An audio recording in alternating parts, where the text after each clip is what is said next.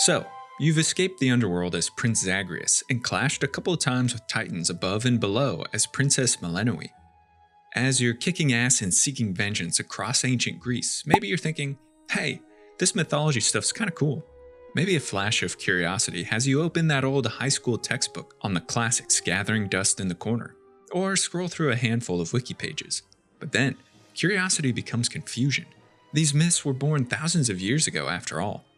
Hades is a place, the underworld, that's sometimes called Erebus, sometimes Tartarus, but it's also a deity, and oh yeah, he's also sometimes called Dis Pater, sometimes Orcus, sometimes Pluto. Titans made the gods, but then they ate them? And then they warred with them. The Olympians were 12. Fine, that's not so much. But they were a little too frisky and multiplied into dozens, then hundreds, then thousands of gods impossible to keep track. There's naiads, dryads, nereids, oreads, oceanids. And with hard-to-pronounce names like Mnemosyne, Iapetus, and Jason, it can all be a little daunting. So in this video, we're going to tackle foundational Greek mythology that inspired the adventures of Zagreus and Melinoe, then talk of a son's rebellion against his father to discover the truth of himself and his parentage, and a daughter's vengeance for her house as an ancient enemy usurps the underworld and threatens to topple Mount Olympus. This is the complete story of Hades and Hades 2.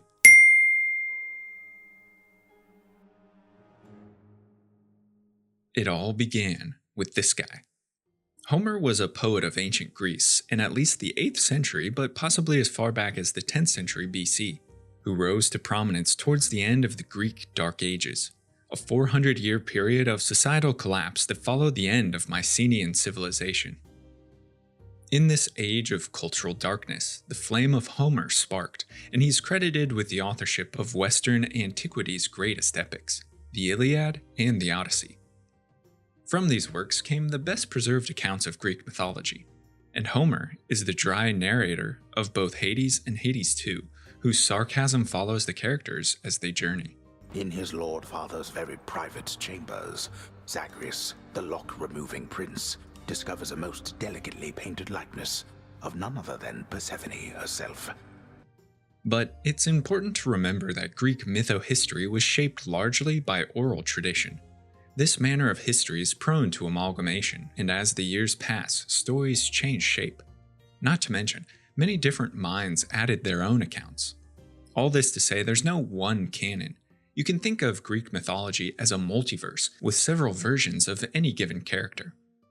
Another poet, Hesiod, who lived perhaps a generation or so after Homer, contributed greatly to our understanding of Greek creation myths through his work, the Theogony.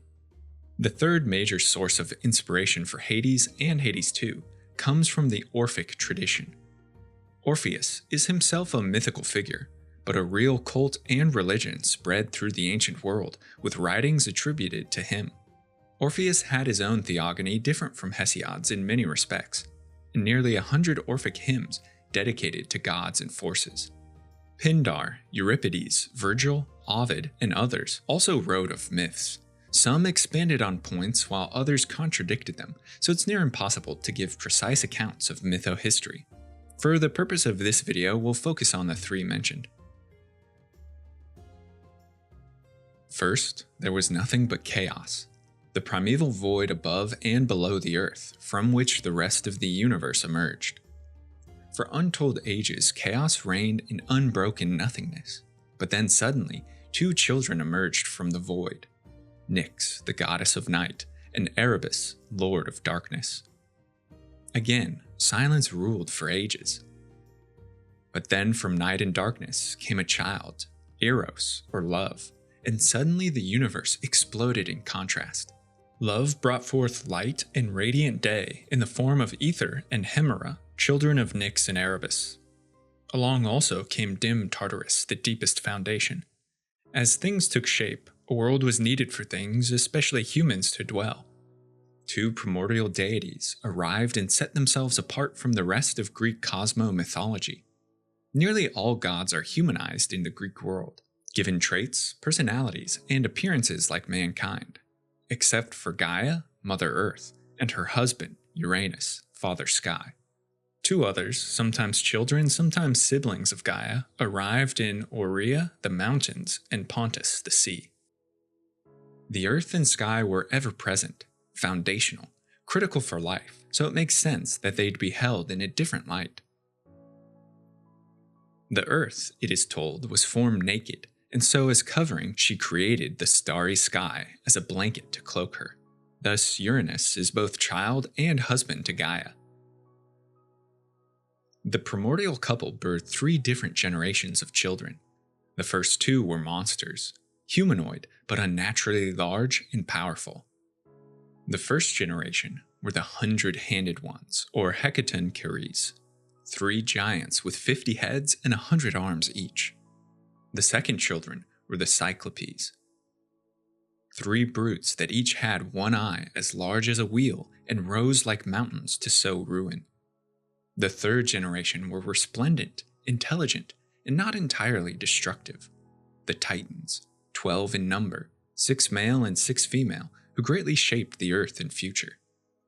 Most of the 12 paired together and produced dozens more Titans, as well as the incarnations of ideas or natural phenomena, such as the moon and the sun, air, premonition, and the mind. Most of the ideas manifest appear in the Hades franchise as children of Nyx, such as the Moirai or 3 Fates, Hypnos, sleep manifest, Thanatos, death, Nemesis, retribution, and countless more. The 3 Fates were destiny incarnate. Clotho wove an individual's fate. Lachesis measured the length of their span, and Atropos cut the thread at the moment of death. Destiny was a natural and universal law, circumvented by neither mortal nor immortal, and so the Moirai held a special place as not even gods or titans could outmaneuver fate. Thanatos brought graceful, non-violent death to mortals, while Hypnos came with night to deliver blessed rest to all. Another child of Nyx came in Charon, the Stygian boatman. Charon was responsible for delivering souls of the dead to the underworld, and guided them along the waters of first the Acheron, the river of woe and pain, and then the Styx, barrier to the underworld, and the river of oaths, where many beings swore powerful obligations. Charon didn't perform his duties freely. In Greek funerary rites, golden coins, or obols, were placed either on the mouth, the eyes, or under the tongue of the deceased to be used by their shade as payment for Charon's ferry. It was believed by many that those who couldn't pay had to wait along the river banks for a century of purgatory before gaining access to Hades. In the Aeneid, Virgil describes Charon. His eyes like hollow furnaces on fire. A girdle, foul with grease, binds his obscene attire. In the Hades games, Charon is a vendor who plies the underworld's rivers and offers various wares to both Melinoe and Zagreus, for due payment, of course. Most other chthonic deities are intimidated by Charon, and he appears aloof, but has a unique partnership with Hermes. This is because Hermes in myth is a psychopomp, a divinity with roles both on the earth and in the underworld. Like Charon, the messenger god guides souls to Hades and interacts between realms. Nemesis ensured justice, while her sister Eris stirred strife. The youngest of Nyx's children, Eris was despised by all for the damage she caused. This age of Greek cosmology is difficult because most entities have both a personified and a nebulous form. Tartarus, for example, is both a god and also the deepest location in the underworld. Hyperion is a titan of wisdom and in some myths the literal sun. In any event, the most significant plot in Hesiod's Theogony is the succession myth, whereby Uranus would be overthrown by his children, who would then be overthrown by their children. Their father, great Ouranos, rejected his sons and nicknamed them Titans, for he said they foolishly stretched to commit a great deed and would one day pay a price for their actions. Uranus despised his children, especially the 100-handed ones, and bound them in Gaia's secret corners while he ruled the cosmos. Mother Earth groaned at the anguish of their imprisonment, and in anger she fashioned an adamantine sickle and urged her Titan children to use the weapon against their father. The Cyclopes and Titans all feared Uranus's power, however, and refused, all except the youngest Titan, Cronus, who confronted Uranus and, armed with his mother's sickle, castrated his father. Uranus's castration and emasculation resulted in accession of the Titans, and Cronus assumed his father's position as ruler of the cosmos. Cronus is himself a bit of a mystery, as there was in myth the Titan Cronus, but also time incarnate, Kronos. As centuries went, the two merged into a single deity, but at first Cronus bore little resemblance to Father Time, and wasn't even associated with the concept. Now masters of reality, the Titan pairs under Cronus' stewardship ushered in the mythological Golden Age, and themselves produced more generations of gods. The innumerable offspring of the 12 include the rivers, the sun, moon and stars, dawn, evening, the winds, Atlas, Prometheus, Epimetheus, and more besides. The most critical in the succession myth, however, are the descendants of Cronus and his sister wife, Rhea. After he seized power, his parents told Cronus of his doomed prophecy. Just as he had overthrown Uranus, Cronus would soon be usurped by his children. To prevent this, he did what any self-respecting father would do, and ate his offspring as they were born, instead of, not having children in the first place. From Hesiod we hear, "Great Cronus gulped the children down as soon as they emerged from kneeling Rhea's divine womb. He wished to prevent Uranus' famed children from becoming king over the immortals. For he learned from Gaia and starry Uranus that though he was strong, his own son was fated to overthrow him through the plans of great Zeus." And this is where we get the strongest connection between the Titan and what he represents. Just as time ravages all things, Kronos consumes all. He swallowed his children, Hera, Hestia, Demeter, Hades, and Poseidon, without remorse. The grieved Rhea spared her youngest child Zeus through deception. She carried him to the remote isle of Crete, and in his stead presented Kronos with a heavy stone, tricked the Titan into believing it was his son, and offered it up to be devoured. Zeus was raised in secret, and under the tutelage of Rhea and Gaia, greatly increased his own power. When he came of age, Zeus confronted his father and forced Cronus to disgorge his siblings. He next liberated the Cyclopes from their prison in the earth, and as thanks was awarded his famous power over lightning and the thunderbolt. The three Cyclopes were renowned smiths and fashioned for Poseidon his legendary trident, and for Hades his helm of darkness. Aided by the Cyclopes, his brothers and sisters, Zeus led the new gods against the old gods in a war over supremacy of the cosmos, known as the Titanomachy. The war fractured the universe, upended the earth, and saw much destruction on both sides. Into its 10th year, Zeus found and freed the 100-handed ones whose support tipped conflict in the new god's favor. In a final flurry, the 100-handers launched salvos of boulders, and Zeus rained down an onslaught of thunderous lightning, defeating the Titans. But one final challenge presented itself in monstrous Typhon, offspring of Gaia and Tartarus. Described at times as a 100-headed snake, a dragon breathing destruction, and at times a creature fell and foul like no other god or mortal, Typhon battled Zeus over supremacy of the cosmos. He himself produced such monsters as the watchdog of the underworld Cerberus, the Hydra of Lerna, and the Chimera. Armed with thunderbolts, Zeus made quick work of the monster and asserted his authority. The new gods imprisoned the old gods in the lowest depths of Tartarus and placed as their guardians the 100-handers. Cronus specifically was torn to pieces and his essence spread far. Uranus' curse came to fruition. But this curse was cyclical.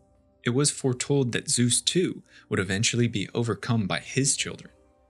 But Zeus was forewarned of this prophecy, and to avoid its result, consumed his first wife Metis before she birthed offspring. And so, Zeus became king of a new generation of gods, the 12 greatest and most influential of these, known as the Olympians, for their abode on Mount Olympus. Zeus, along with his brothers Poseidon and Hades, drew lots for the domains in which they would rule, while the earth would act as common ground where gods could go as they pleased.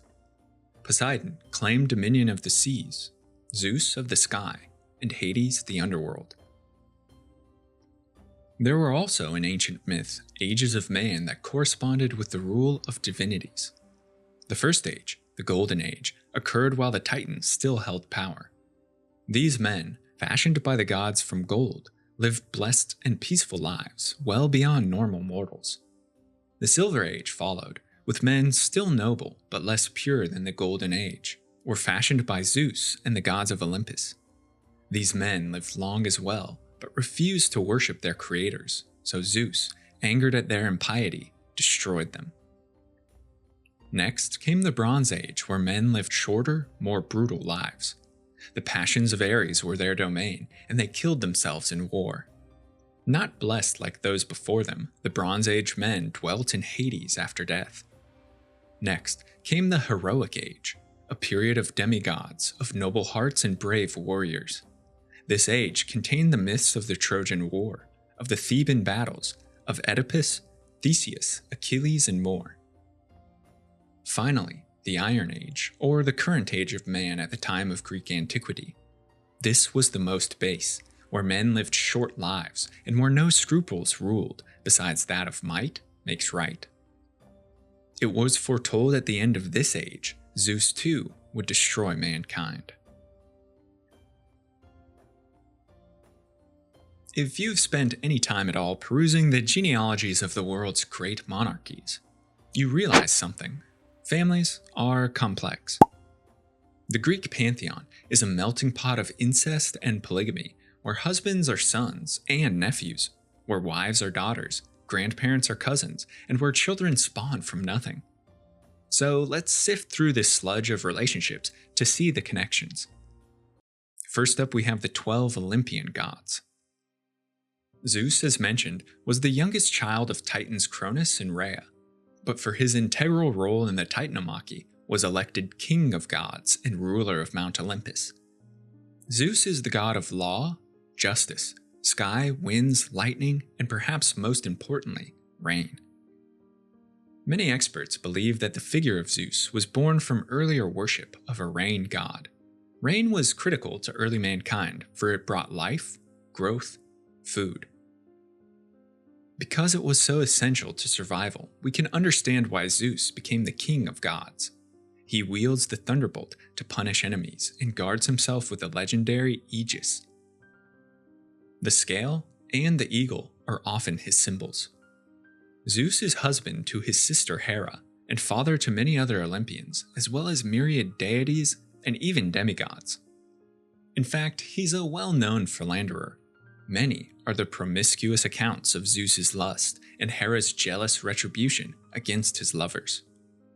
The stone Rhea gave Cronus to save Zeus, the god of thunder, set in Delphi, after his father disgorged it, a sign and marvel to mortal men. The oracle at Delphi was most famous for prophecy and dooms in the ancient world. In Hades, Zeus appears with flowing hair that billows like a rain cloud, and he grips his famous thunderbolt. His boons to Zagreus charge attacks with lightning and cause a jolted effect on enemies. To Melinoe, he grants the Blitz Curse, a thundercloud that strikes once targets suffer enough damage. Unlike in some myths, the Zeus of Hades didn't father Persephone. Poseidon was the middle son of Cronus and Rhea, god of sea, storms, water, earthquakes, and horses. His allotment gave Poseidon mastery of the waves. He wields the trident and is often depicted in a chariot drawn by hippocamps, mythological sea horses. A bellicose and ambitious god, Poseidon often offers competition to other deities in displays to prove himself. He brings calm seas to his favored and whips torrents to shipwreck his enemies. Though he supported the Greeks during the Trojan War, Odysseus made an enemy of Poseidon when he blinded the Cyclops Polyphemus, who was one of Poseidon's children. The sea god hounded Odysseus and delayed his return by 10 years. Myth claims Poseidon challenged Athena for primacy over the city-state of Athens, and brought the shore up to the city's walls so it could become a maritime power. Athena's gift, however, swayed them more, and she became patron goddess of Athens. Mortals performed horse races and feats of strength to give thanks to raucous Poseidon. Other myths claim the god of seas fathered hero Theseus, the paragon of Athens, and gave to Minos a white bull so that the man could claim the throne of Crete. But when Minos slighted Poseidon, the god made his wife fall in love with the bull and give birth to the minotaur Asterius, whom we'll discuss later. In Hades, we see Lord Poseidon brandishing his famed trident, and his headband is shaped like the mythological hippocamps. His boons to Zagreus and Melinoe call forth the foaming surf. They cause knockback to foes and deal additional damage over time. Hera was the youngest daughter of Cronus and Rhea, wife to Zeus and queen of the Olympians. Hera is the goddess of marriage, maternal duty, and childbirth. A bit ironic given the infidelity of her husband. As such, the Queen of Gods keeps an eye on Zeus and is often stirred to rage. She takes his symbols, the peacock and cow, among others. She's often depicted with a diadem and veiled as a married woman. Hera is an antagonist to many gods and heroes of mythology. She's jealous of her husband and despises all the women Zeus has had affairs with, often hunting down them and their children.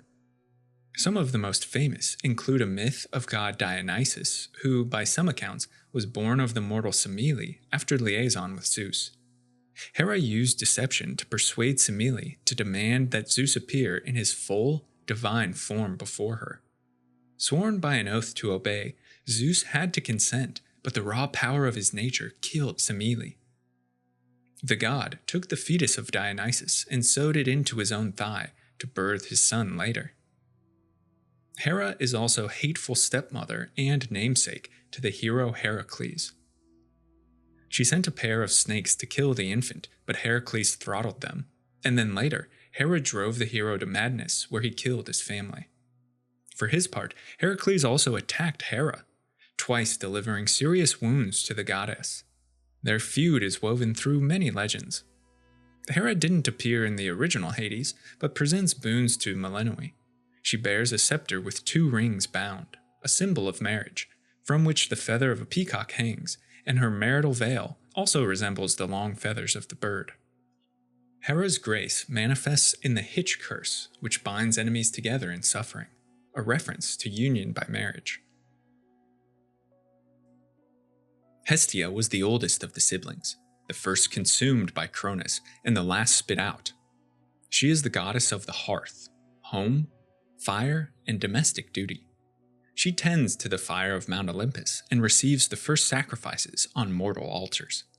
Hestia is one of the few virgin goddesses who took no husband and are purported to be immune to Aphrodite's power, though both Poseidon and Apollo had at times approached her for her hand in marriage. Many myths claim that it was Hestia who renounced her place on Olympus proper for the arrival of Dionysus. In Hades 2, Hestia has a brazier full of coals balanced atop her head and holds a stoker, both symbols of hearth and home. She offers incendiary boons that cause scorch on enemies and defensive upgrades to improve magic and health.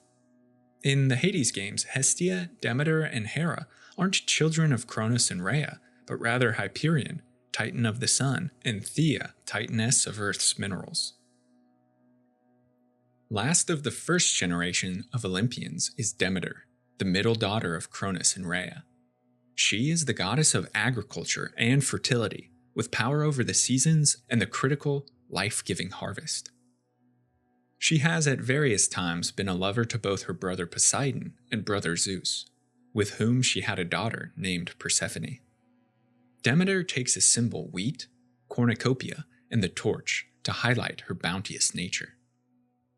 While Persephone resides in the underworld, Demeter ushers in frost and refuses to let plants grow. She and Dionysus are both harvest deities, and as such were essential to ancient Greek worship. Their food provided life and nourishment, but so too are they connected to death. In the cycle of the seasons, things come and grow, but they must also wither and pass.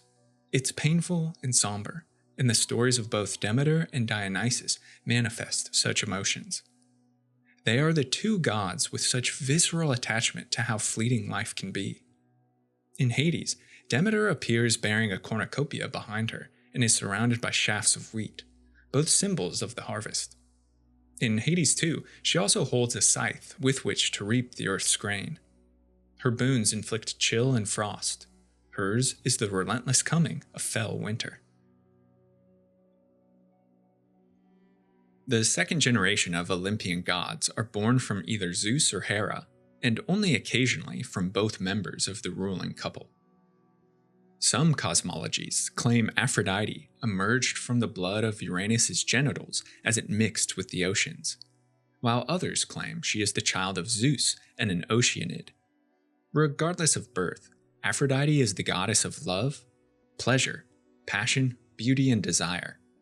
Her rapturous powers claim the hearts of mortals and even gods, and her symbols include the dove, rose, apple, and bee. Aphrodite is wife to Hephaestus, though, like Zeus, she's had many amorous affairs with other gods, most notably Ares, and even with mortals, as was the case in the myth of Adonis, the most beautiful man in all the ancient world. Aphrodite, alongside Hera and Athena, are the three women goddesses whose quarrel led ultimately to the Trojan War, a myth we'll cover when speaking of Eris, strife incarnate. And so she features heavily in the Iliad, Odyssey, and Aeneid. We're told that Helios, the sun god, happened upon Ares and Aphrodite making love in the bed of her husband Hephaestus. Helios told of the adultery, and Hephaestus crafted a net to trap them both, then brought all the gods before them to laugh at their shame. Poseidon, stirred by sympathy, eventually ransomed Ares' release. Aphrodite, this time under the Roman name Venus, is mother of Aeneas. She was made to fall in love with the mortal shepherd Anchises of Troy, father to Aeneas, who survives the fall of Troy and ultimately founds Rome. Aphrodite is closely associated with Eros, god of love and lustful passions, and also had attendance in the three graces: splendor, cheer, abundance, and the 3 hours: order, justice, and peace. In Hades, Aphrodite appears naked, as she was most often depicted, and her boons inflict weak on foes, an illusion for her ability to cause frenzied love and make others lose their senses. It's interesting that in Hades too, Aphrodite wields spear and shield and war paint, possibly a reference to her liaison with Ares, but also it could be reference to a more warlike side of the goddess Aphrodite Aria, who stirs lust for blood. Athena is a goddess of wisdom and warfare. She's the only child of Zeus and his first wife, Metis. Though the king of gods consumed his wife before she could give birth, legend goes that Athena emerged spontaneously from Zeus's forehead, fully formed and cloaked in warlike raiment. The wise owl and diplomatic olive branch are her symbols. Athena is responsible for the transformation of Medusa and her sisters into Gorgons, and also that of Arachne into the first spider after the two partook in a weaving competition. She was the patron deity of Athens and beloved by all its people. In myth, she's described as having gleaming and piercing eyes, words that in Greek share cognate with the owl, a bird with its own glittering eyes, and perhaps that's where this connection comes from. Owls are also symbols of wisdom. The olive branch, a symbol of diplomacy and prosperity, became Athena's after she defeated Poseidon in competition over patronage of the city Athens, by granting the citizens domesticated olive trees to cultivate. The famous Parthenon of the Acropolis is dedicated to her. She is often depicted in armor and shield, ready to lead her people to war, but unlike Ares, Athena demonstrates restraint in combat, the virtues of justice and moral heroism rather than barbaric bloodletting.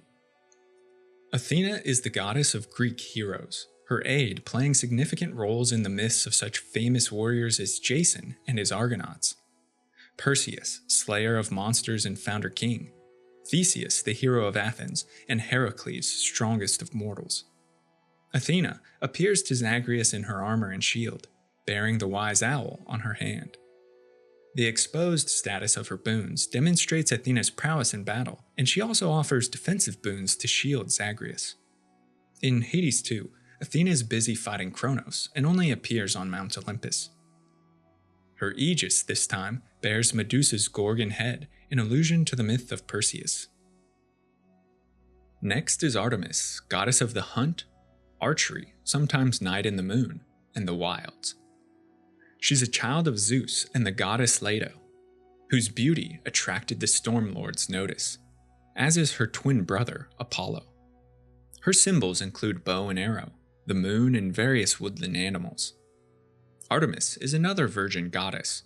Her domain is health and well-being, especially towards the protection of women. Artemis traveled often with a band of chaste nymphs who enjoyed the hunt but would furiously attack any who disgraced nature or failed to maintain its harmony. She aided Troy during the Trojan War after King Agamemnon of the Greeks incurred her wrath and even fought against Hera. In Hades, Artemis bears all the symbols of her myth. She carries bow and arrow, is surrounded by woodland animals, wears pelts of her hunts, and has a necklace and headband that hearken to the moon and its cycle. Her boons offer the Marked Curse, which increases critical chances and highlights her skill as a marksman. In Hades 2, Artemis is one of the Unseen and the Silver Sisters, due to her connection with the moon. Her brother Apollo is the god of the sun, light, truth, music, and foresight. He is claimed to be the most beautiful of the gods, and also an oracular deity of prophecy who understands well the weaving of the fates. His symbols include bow and arrow, raven, and most importantly, the lyre, the musical instrument he supposedly created. His domain of foresight made Apollo the patron deity of the oracle at Delphi, and he's often described as an averter of evils. Some myths claim the twins invented archery, and Apollo can deliver cures as well as illnesses with the tip of his arrows. As the god of music, poetry, and dance, Apollo often accompanies the Muses, the 9 goddess daughters of Zeus and Mnemosyne, who were inspiration and creativity manifest. Apollo and the sun god Helios shared many overlapping traits, and as time went on, the two merged into a single deity. Apollo didn't appear in Hades, but aids Melinoe, and flashes in golden light, wielding his bow with strings that mimic the lyre or harp. His boon curse is daze, which makes it difficult for enemies to land hits, as if they'd stared too long at the sun. As court musician, Apollo appears in the palace of Olympus alongside Zeus and Hera. Then there's Ares, the god of war, blood, and manly virtue. He's the son of Zeus and Hera. As such, he's of a noble pedigree. But even so, Ares is despised by all the gods for the violence he stirs in their hearts. Only Aphrodite accepts him, and she's the goddess with whom he has liaison. Ares' symbols include the spear and shield, boar, and dog. Most viewed Ares with ambivalence. War was a necessary part of life in the ancient world, but it was feared for the death and destruction it caused. Prayers to Ares might have been said on battlefields, but more often he was hated, as there are several uncovered statues of him bound in chains, restraining his bloodlust. Zeus says to him, "To me you are the most hateful of all gods who hold Olympus. Forever quarreling is dear to your heart, wars and battles." And even the Spartans, famed warrior society, invoked Athena's name more than Ares. He fought alongside Troy in the Trojan War, but was defeated by his sister Athena. In Hades, Ares appears bearing all his symbols of war: sword, shield, helmet, and armor, and gifts boons that increase combat effectiveness. His boon curses doom and wounds allow Melinoe and Zagreus to deal even more damage to injured foes. Hephaestus is the god of the forge and fire. Like Aphrodite, his origins are obscured, as some claim he's a son of Hera and Zeus, while others purport Hera bore him alone to get vengeance at her husband. Regardless, Hephaestus takes his wife, Aphrodite, but due to a birth defect which plagued him with lameness, he was cast from Mount Olympus. Another myth claims he saved his mother Hera from Zeus's advances and was thus thrown from Olympus, irreparably damaging his legs. He's the god of blacksmiths, of crafting and metallurgy, and also invention. His symbols include hammer, anvil, and tongs. Hephaestus was the private blacksmith for Olympus and forged most of the god's weapons and armor. One Attic myth concerns Hephaestus' return from exile. Angered that his mother threw him out, the god fashioned a throne of gold that, once Hera sat upon it, prevented her from standing up. He refused, all pleased to return to Olympus, until Dionysus, god of wine, made him intoxicated. He promised to release Hera only if he could have Aphrodite's hand in marriage. The union of Hephaestus and Aphrodite is quite interesting, as we have the literal embodiment of beauty and sexual desire tied to someone whom others viewed as a gross cripple.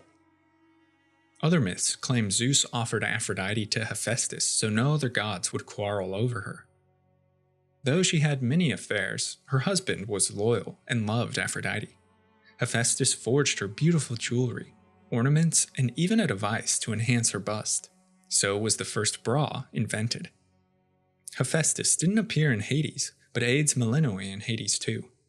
We see him, hammer in hand, sitting in a wheelchair with a prosthetic, as allusion to his lameness. Hephaestus' boons are geared towards defense, granting armor or imbuing Melinoe's weapons with power, and his snare rains down hammers on caught enemies. Fleet-footed Hermes is the god of travel, commerce, and diplomacy. His role is messenger to all other gods. Hermes often guides the souls of the dead towards the river Styx and is thus connected to the underworld. He's a son of Zeus and the nymph Maia, who takes as his symbol the snake-twined staff, winged sandals, and the stork.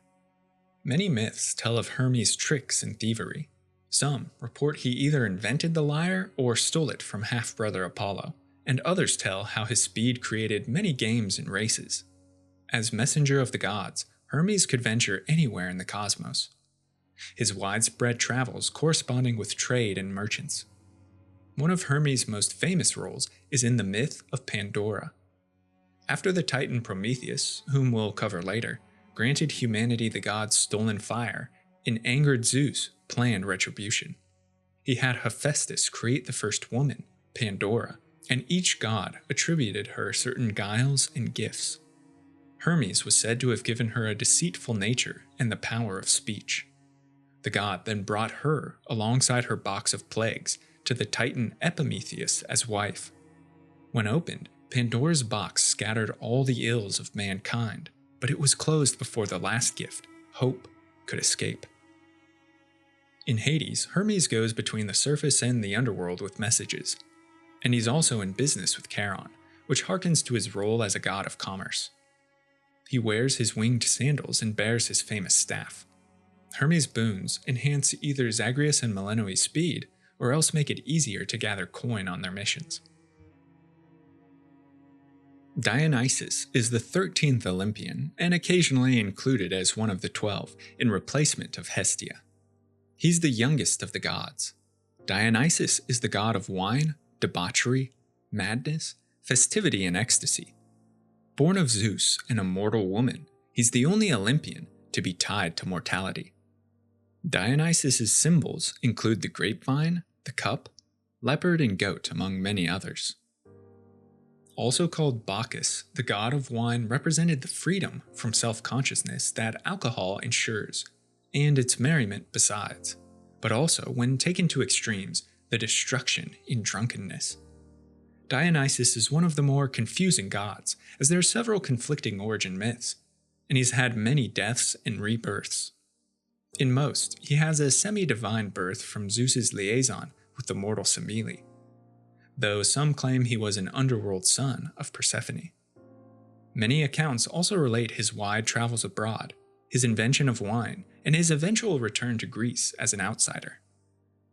Dionysus often defends his godhood and cult against disbelief. He's frequently captured or thought to be something other than a god, and he proves himself through divine power.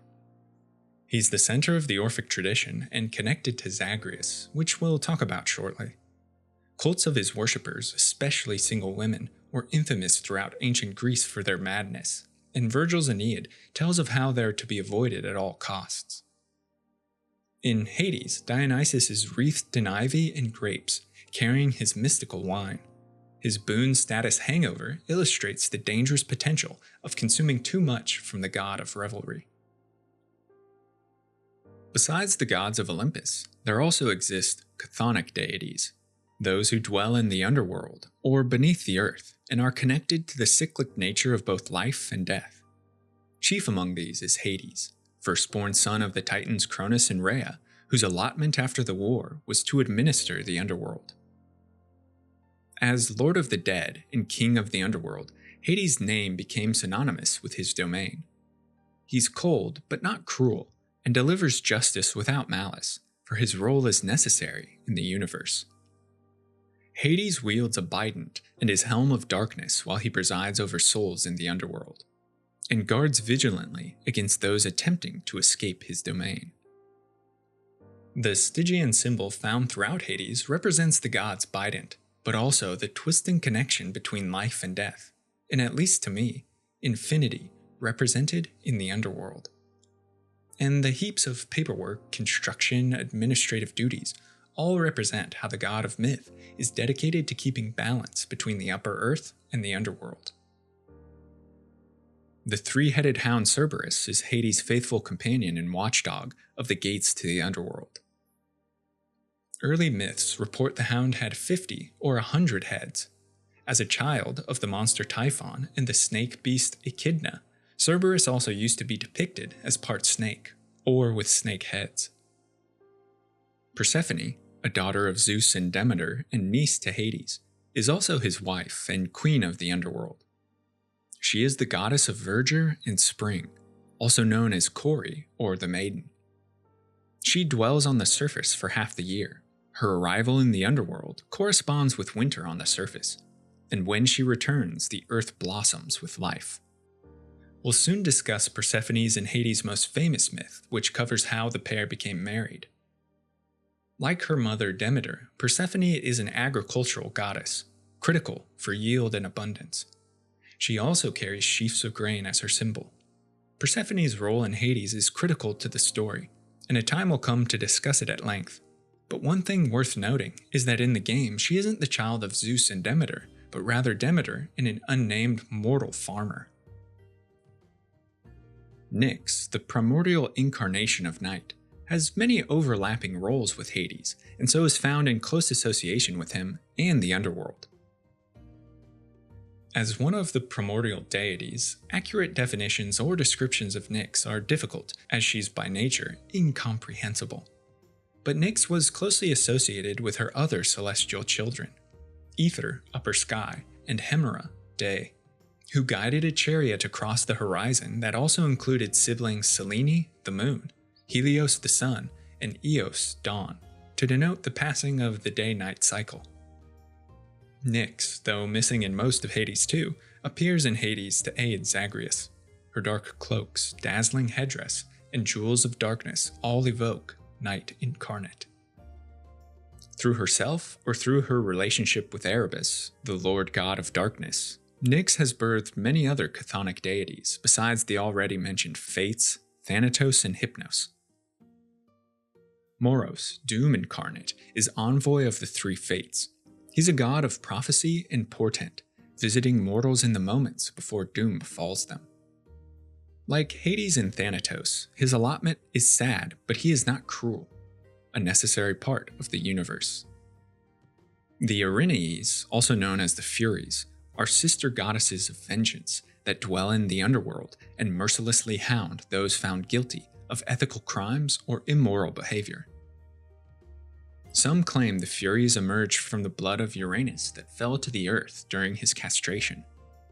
Others hold that they are daughters of Hades and Nyx, and still others that they are children of Hades and Persephone. Regardless of origin, they are among the oldest inhabitants of the underworld. Most often, they're portrayed as three sisters, Alecto, Megara, and Tisiphone, and are described with serpent hair, terrible visages, who leave fear and woe in their wake. The two most important myths in Hades come from the Orphic tradition and are concerned with the origins of Zagreus and Melinoe. Zagreus, also called the first Dionysus, is the central deity of the Orphic mysteries and covers themes of suffering, death, and reincarnation. This god was born in Crete, men say, of Zeus and Persephone, and Orpheus has handed down the tradition in the initiatory rites that he was torn in pieces by the Titans. Zeus, in the form of a dragon or serpent, seduced Persephone, who birthed the prince Zagreus. So cherished by Zeus was the infant that the king of Olympus declared Zagreus his successor and even had him sit on the throne with thunderbolt in hand. This stirred Zeus's wife Hera to wrath, who then instigated the Titans to seize the boy. They tricked Zagreus into giving up his thunderbolt with toys and mirrors, then attacked the young prince, shredding him to pieces and consuming him. Athena preserved Zagreus's divine heart, which she showed to Zeus, who then turned the Titans to ash with his thunderbolt. It's said the soot of the Titans gave rise to sinful, mortal man, whose only hope of salvation is preserved in the immortal heart of Zagreus. Myth claims that Zagreus' heart was then implanted in the child of mortal Semele, who, by Zeus, gave birth to the god Dionysus. Semele was kept for a more brilliant union, for already Zeus, ruling on high, intended to make a new Dionysus grow up, a bowl-shaped copy of the older Dionysus, since he thought with regret of the ill-fated Zagreus. This reincarnation pairs well with other Dionysian myths, as the god of the vine is a harvest deity and tied to the nature of seasonal life and death. The Orphic hymn to Melinoe is the only surviving textual reference to this deity. She was the frightening underworld goddess of prophecy and propitiation of the spirit world. Followed by a train of shades, Melinoe often visited in dreams or darkness and caused insanity through nightmares.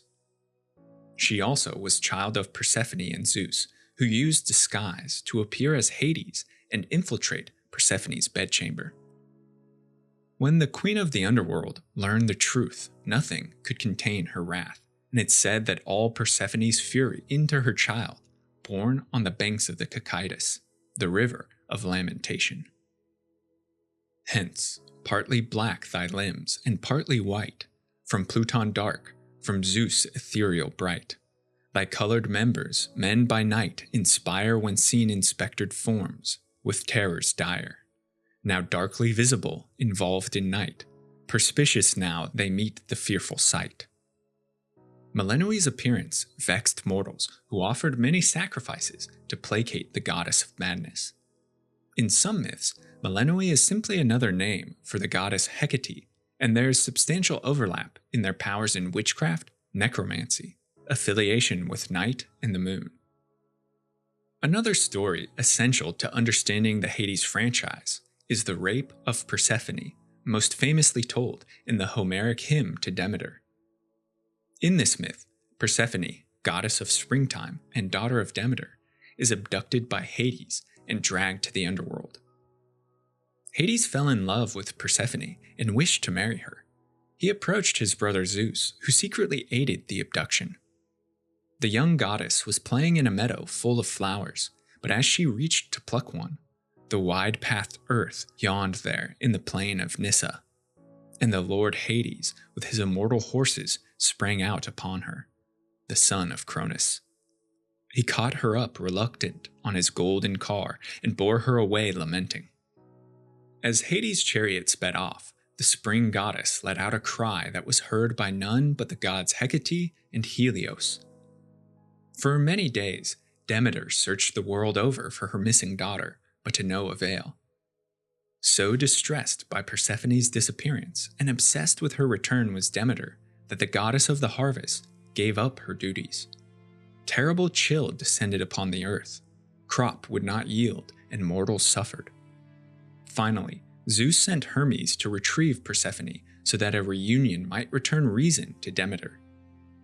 While in Hades, Persephone hadn't been mistreated, but rather honored by the god of the dead, who offered her position as wife to him and queen of the underworld.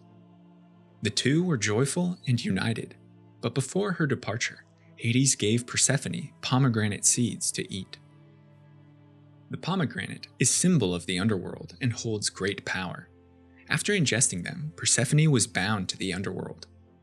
So though she journeys to the surface in springtime and resides there half the year, Persephone must return to the underworld and her throne the second half. Her leave causes Demeter to grow cold, uncaring, and bring forth dread winter.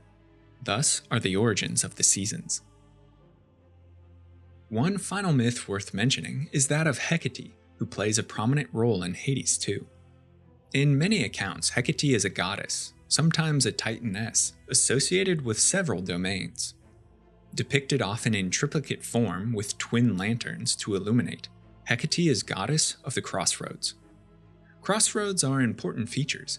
They act as boundaries between spaces and ideas, but also inflection points between possible paths, directions, futures. Hecate manifests these. She's a deity of boundaries, mostly between the living earth and the underworld, but also in the shadow that separates light from darkness. According to Virgil, Hecate possessed keys to the gates of the underworld and was equally powerful in the heavens and in Hades. She is an interesting goddess.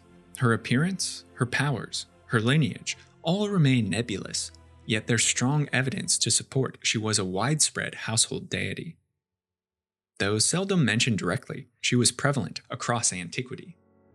It's as if nature mirrors her myth, always happy to dwell in the peripheral shadow, away from the spotlight.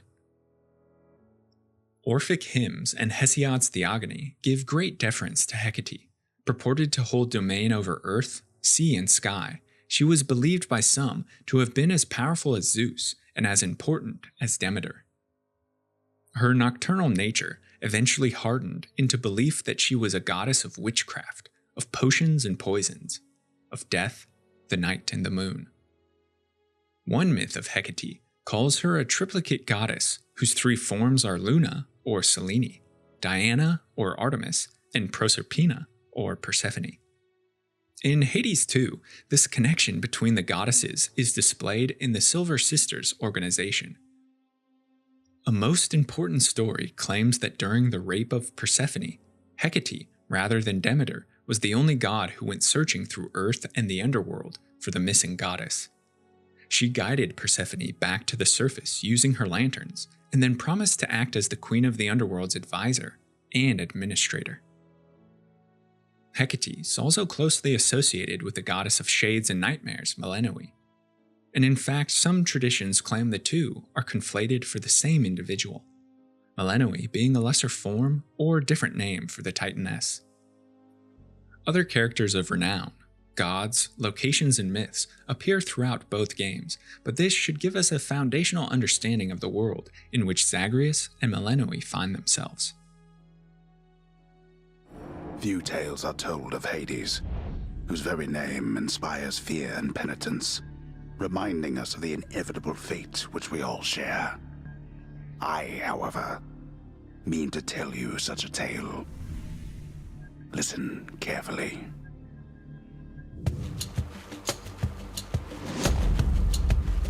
Goodbye, Father. Hades throws us straight into the action and the middle of the story. Zagreus, prince of the underworld and son of Hades, shatters the window of his father's house and sows havoc throughout Tartarus. Zagreus fits the classic mold of a petulant child who at every corner rebels against his parents' command, mostly for his own amusement. The prince despises the administrative duties thrust upon him by Hades and spent much of his early life drowning beneath piles of death certificates, renovation contracts, or stuck at a cramped desk, dispensing judgment on the shades of perished mortals. Essentially, his existence was a drag. Zagreus was surrounded by other chthonic deities as a child, but heard occasional tales of his extended family, the lords and ladies who dwelt on Mount Olympus and embodied, to the prince's mind, everything a god should be. They ruled through power rather than paper, and Zagreus decides to finally pull himself out of his father's shadow, escape the underworld, and reconnect with his estranged family. This is no easy task. The self-described chief of security tests his father's defenses by attempting to flee Hades. Death isn't an end, simply the beginning of another try at escape.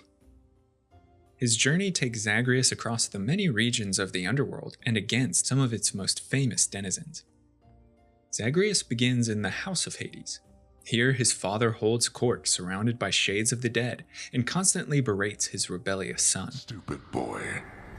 I told you nobody gets out of here, whether alive or dead. So how was your wanton ransacking of my domain? Several allies aid Zagreus, or at least don't interfere with his mission. Chief among them is the Shade of Achilles, a famed demigod and Greek hero who led the Myrmidons against Troy during the 10-year Trojan War. Myth claims he was dipped by his mother Thetis in the river Styx while performing an incantation that made Achilles invulnerable everywhere except the ankle by which she held him. He defeated the hero Hector, but was slain by Hector's brother Paris, who let loose an arrow, guided by Apollo, that hit Achilles' heel. As a shade, Achilles was employed by Hades to train and mentor young Zagreus. In exchange, Hades allowed the hero's lover, Patroclus, entry into Elysium. Achilles is the author of the codex Zagreus uses in his journey. Then there are the twins Hypnos and Thanatos. The immature embodiment of sleep constantly struggles against it. In myth, Hypnos is depicted as a winged youth and often follows his mother Nyx, bringing sleep to mortals and gods as night descends. He welcomes newly arrived shades to the House of Hades and constantly gives Zagreus unasked for advice. Wait, I know you. Guess that means you died out there, huh? Well, don't be sad though, pretty much everybody dies sometime. Thanatos, death incarnate, is solemn and meticulous. His work often takes him to the surface, where he offers peaceful passing to mortals. In myth, he's described as having a heart of iron, and his spirit within him is pitiless as bronze. Whomsoever of men he has once seized, he holds fast, and he is hateful even to the deathless gods. In Hades, Thanatos appears and offers competition to Zagreus based on how many opponents they fell. As the story progresses, he betrays his oath to Hades and helps Zagreus escape. Then there is Dusa, the disembodied head of the Gorgon Medusa.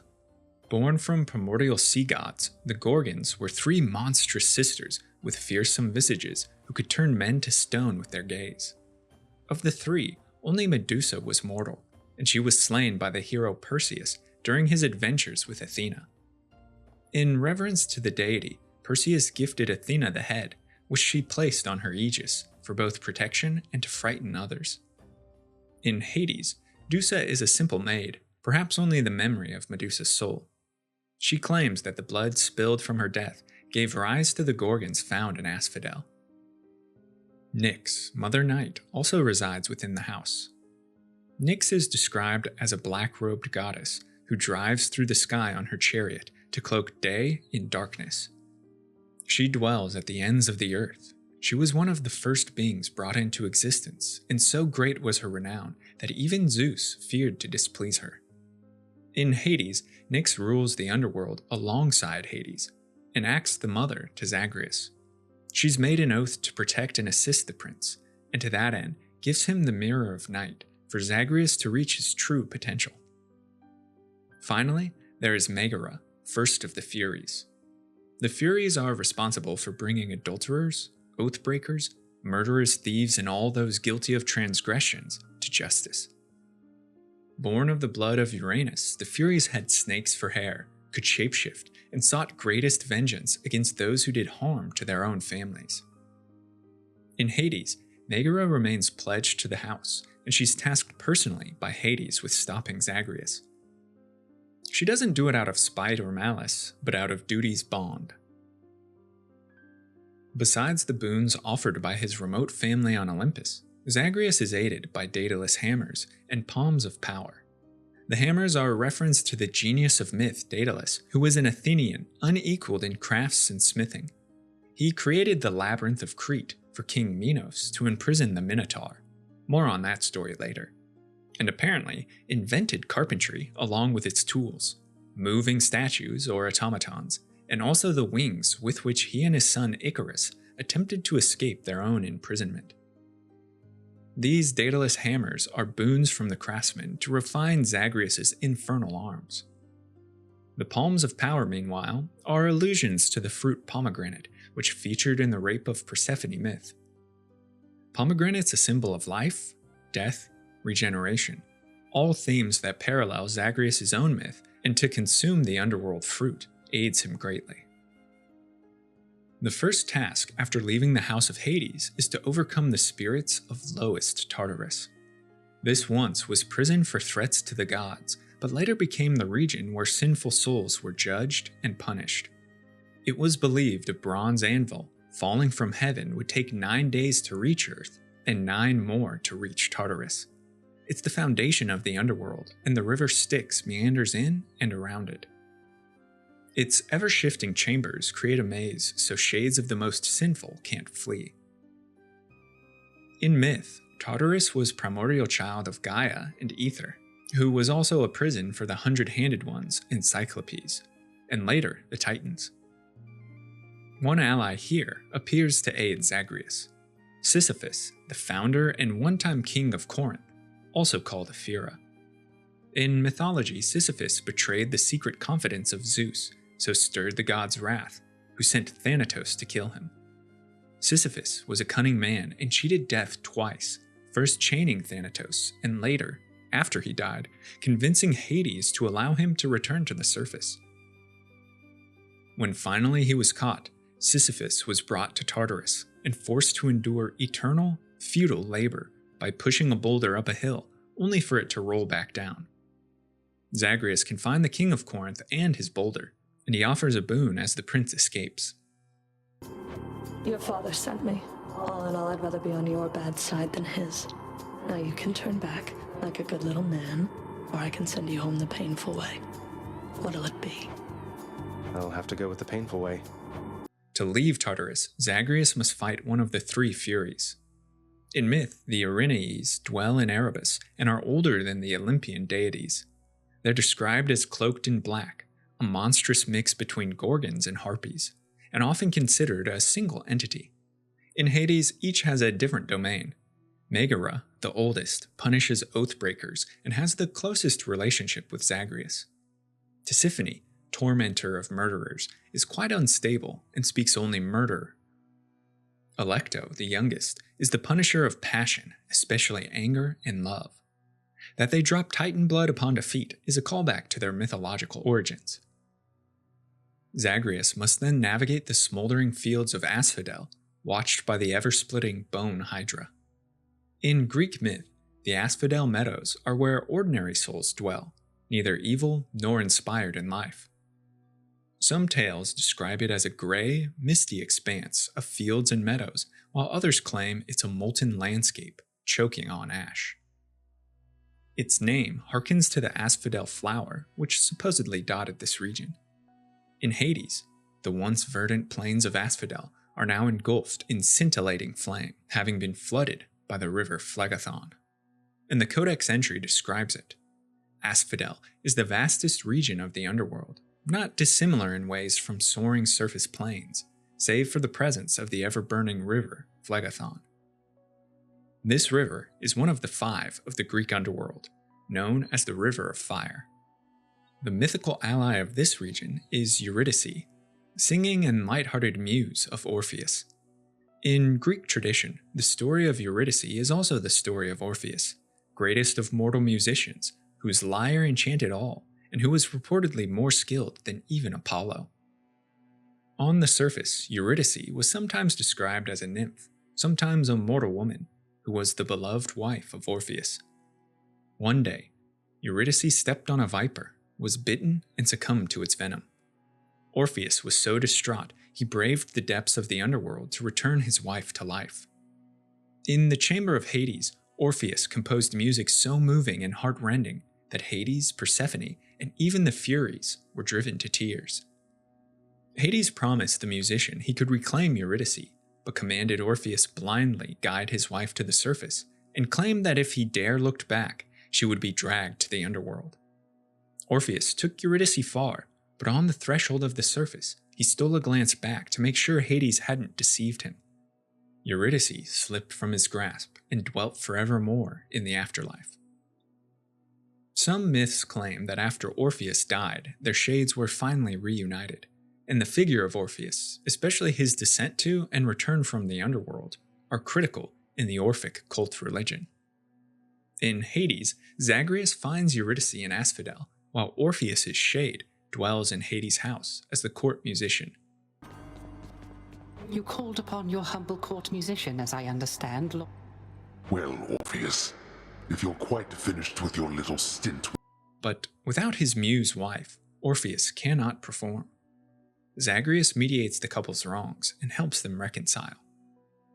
Asphodel's guardian is the bone Hydra, whom Zagreus playfully calls Lernie after its inspiration, the Hydra of Lerna. In myth, the Hydra was a spawn of Typhon, a monstrous serpent whose heads grew back twofold if one was ever severed, and who terrorized the region of Lerna. One of Heracles' 12 labors included slaying the Hydra by wrapping all its heads together, then cutting them in one swing. In Hades, the undead remains of the Hydra stalk Asphodel's lava, its skin melting in hot flows to reveal only bone. The prince must then triumph against souls of righteous heroes in Elysium, the highest and most serene place of the underworld, where those deemed worthy dwell in eternal paradise. As the Codex tells us, only the great get in. Many mortals strive for greatness all their lives, never quite realizing there's no existing formula for it, not even a specific definition for it. In Greek mythology, heroes and those blessed by the gods were allowed entry into this afterlife. Some claimed it was at the edge of the earth, by all-encompassing Oceanus, while others claimed it was a series of fortunate isles beyond Troy. In the underworld, Elysium was said to border the Lethe River, another of the 5 mythical rivers, this one known as the Waters of Forgetfulness. Tradition held that only shades who drank its waters and forgot their past lives could be reincarnated back to the upper earth. Though most all of Elysium's shades continue to partake in feats of glory, one unnamed shade meditates in his own misery. Guilt eats him, though he offers Zagreus boons. Only if looking into the Codex or speaking with Achilles while wearing the bracers of the Myrmidons is it revealed that this shade is Patroclus, Achilles' partner and companion during the epic Trojan War. In death, the pair are separated, and Patroclus sank into depression after taking Achilles' place in Elysium, while his lover resides in Tartarus. Elysium's guardian is actually a pair of individuals, Theseus and Asterius, whose stories are entwined in myth. According to the ancient Greeks, Theseus was a great hero, comparable to Heracles, although greater in wisdom and cunning rather than raw strength. These traits were prized by Athens, the city that claimed him as their paragon. Some legends tell Theseus was the son of Aegeus, king of Athens, though he was raised in exile without knowing his own identity. When Theseus discovered his noble heritage, he sought out the king, who was married to Medea, a powerful witch and sorceress, whom we'll talk about later. She nearly poisoned Theseus, but Aegeus knew instantly upon looking at him that Theseus was his son, and the two embraced. The Athenian hero is most remembered for his slaying of Asterius, the bull of Minos, also called Minotaur. When King Minos slighted the gods, they cursed his wife to fall in love with the bull and mate with it. Her child was born half man, half bull, Asterius. The monster ate people for sustenance, so Minos had renowned smith Daedalus construct the labyrinth as Asterius' prison, a maze no one, not even the architect, could escape. Minos and his Isle of Crete were suzerain to Athens, and every 9 years demanded the best and bravest youths be sent to Crete and sacrificed to the Minotaur. Theseus disguised himself and joined a bunch of Athenians to be sacrificed. With the aid of Minos' daughter Ariadne and advice of Daedalus, Theseus navigated the labyrinth and decapitated Asterius after a great battle.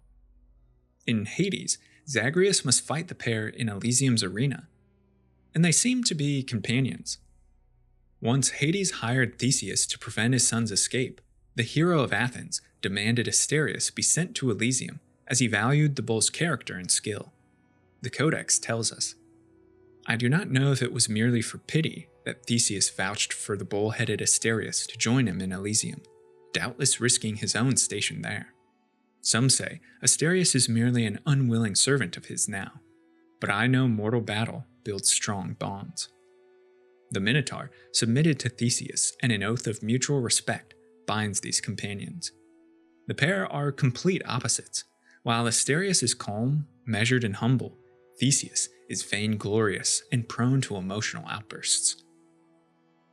After overcoming Elysium, Zagreus must force his way through the guards of the Temple of Styx, massive rats, satyrs, and snake-like monstrosities. So close to the surface, the prince of the underworld must fight Hades' most famous guardian, Cerberus. In Greek mythology, Cerberus, the hound of Hades, is a three-headed dog, often with serpent features, born of the monsters Echidna and Typhon, placed by the gods as vigilant sentry to ensure no dead pass beyond the underworld's encircling rivers. The story of Cerberus is found as one of Heracles' 12 labors, which we'll discuss a little more later. But to atone for his sins, Heracles had to complete 12 impossible tasks, and one of these was to subdue Cerberus without any weapons and deliver the hound to the surface. In some legends, Heracles also rescues Theseus from a throne of forgetfulness in deepest Tartarus after the hero made moves against Persephone. Cerberus' embarrassment was short-lived. After he proved his feat, Heracles returned the hound to its rightful place in the underworld. In Hades, Cerberus guards the gate to freedom and the surface. But Cerberus is also bonded to Zagreus. Though it knows its duty, the dog can't possibly go against the Prince of Hades, nor can Zagreus fight such a good boy. The guardian of hell itself decides the time has come for a short break and snack. So, a snack is offered as sacrifice and distraction. Cerberus is defeated, and the gates are open. Finally, after such tribulations, Zagreus feels the surface beneath his feet, but must still confront Hades, the god of the underworld, who personally ensures his son never leaves.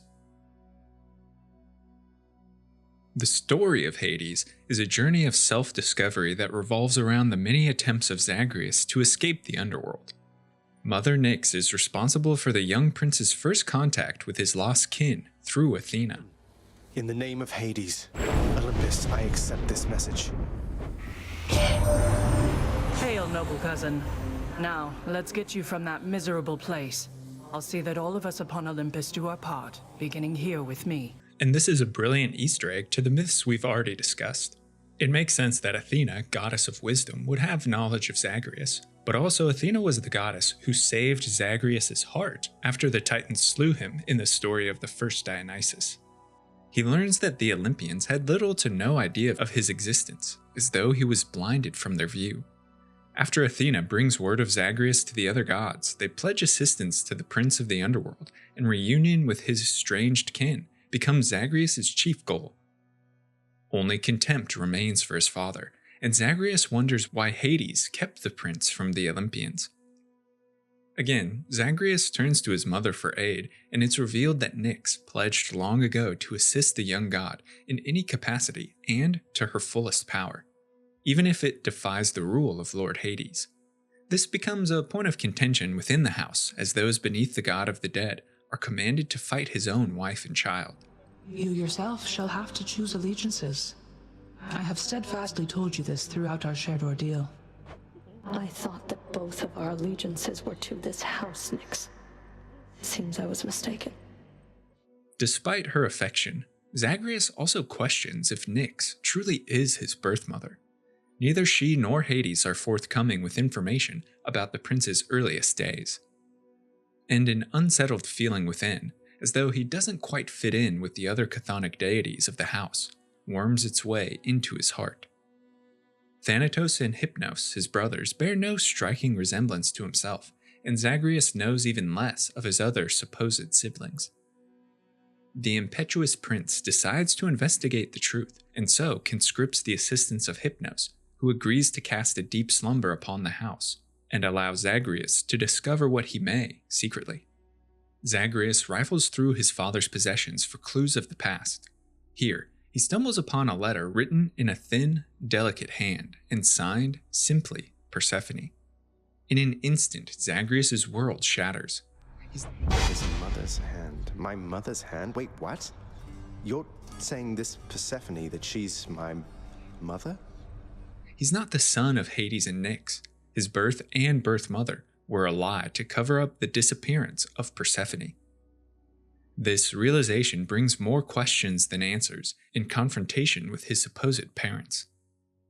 Well, she seems quite lovely, so knowing you probably tricked her into signing a pact to come join you or something. Since you weren't allowed on Olympus, why not have Olympus come to you? Here, Zagreus learns that Persephone absconded from Olympus with Hades, though whether forced or willingly he isn't yet certain, where she was then invested as queen of the underworld next to her king. Hades and Persephone gave birth to a stillborn child, Zagreus. As the Lord of Death, Hades is unable to create life, and therefore infertile. The pain was too much for Persephone, goddess of verdure, to bear, so she fled the underworld and settled in isolation to repair her fractured spirit. Hades was bereft of a queen. All that remained of his wife was a dead child. To honor his love for Persephone and cherish the gift with which he'd been blessed, Lord Hades employed Nyx to use her might and resurrect the stillborn. Alive. Sounds as though Nyx revived me sometime after I was born, but by that point, Mother had already left, and they let her be. Nyx, you saved my life.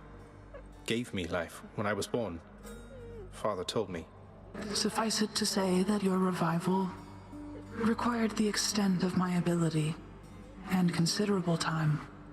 Nyx goes against her daughter Fates and exhausts her full power, but succeeds in giving the child life. To protect infant Zagreus from the painful truth, Hades and Nyx falsify his birth, claiming he came from their union instead. Not too far from the truth, actually. The origins of Zagreus and Hades are an allusion to his myth. As we've already mentioned, in it, the first Dionysus, or Zagreus, also dies once and is reborn. With his heritage discovered, Zagreus' mission hasn't changed, but his objective has. Rather than unite with the gods of Olympus, he pledges to locate his birth mother. Nyx is bound by oath from speaking more, and Hades bound by emotion, and perhaps live together with Persephone, away from his detestable father. More trials, ransacking, and deaths strengthen Zagreus, who finally stands against his own Lord Father on the surface. Hades berates the youth. Old skeletons are better left alone. He sends Zagreus, who's made it so far, reeling back to the house of Hades, and back to square one. As the prince continues this impossible mission, relationships with his Olympian kin grow. No, it is nothing, little sprout. It's just... I hear such wicked rumors now and then about my daughter, lost to me, and what became of her.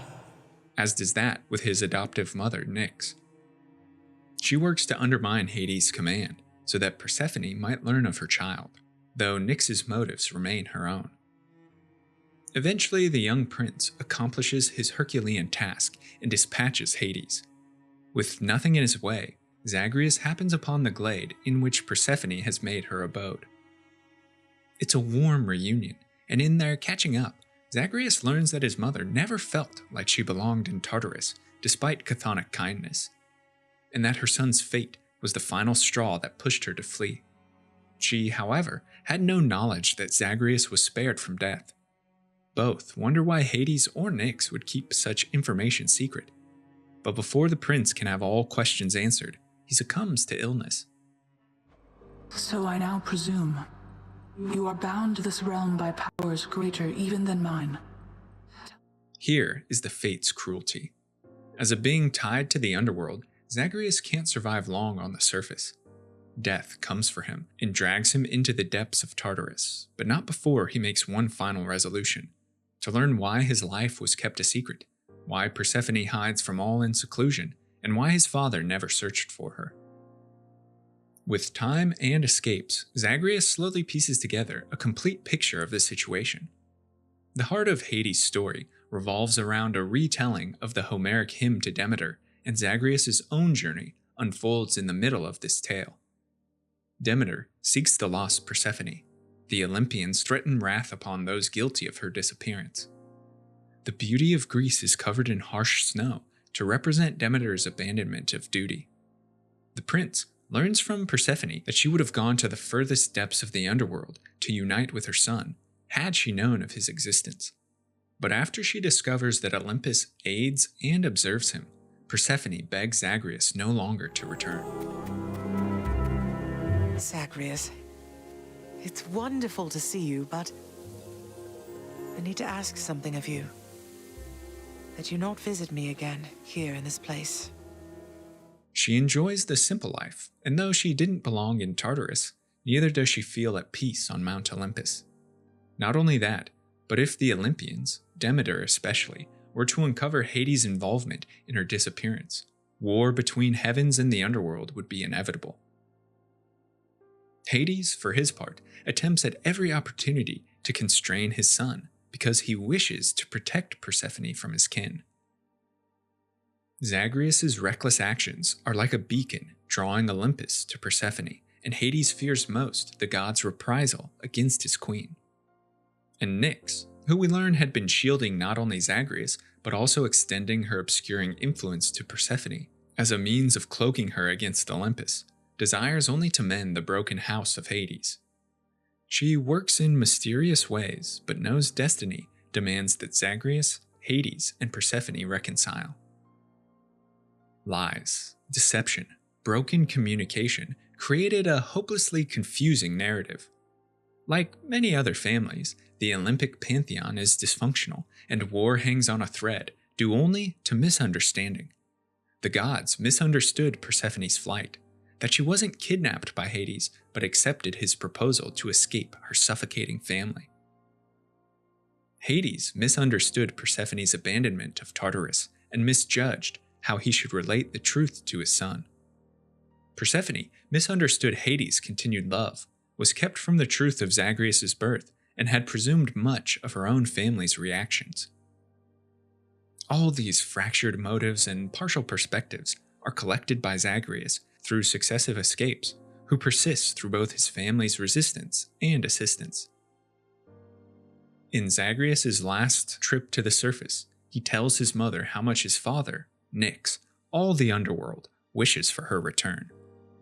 Persephone finally relents, and as they are ferried back to Tartarus, devises a plan to diffuse Olympus's wrath. Cerberus? Back in the house of Hades, the royal family is reunited. Zagreus and Lord Hades come to an understanding. The cold, stern exterior of their relationship melts into truer feelings of warmth between father and son. Hades apologizes to Persephone for hiding the truth of her son and requests she return to her seat as queen of the house. Persephone, thus satisfied, elaborates a scheme to calm the tensions between Tartarus and the surface. Invitations are sent for a great gathering of gods, a festive celebration in which all will be revealed, or at least that's the pretense. Persephone, a great diplomat, understands that with family, especially divine family, some things are better left unsaid. As the gods gather in the underworld, she's strategic about her story, leaving out certain details and altering others to mitigate harsh feelings. Well, fortunate Uncle Zeus seemed to catch on right away and went along with it.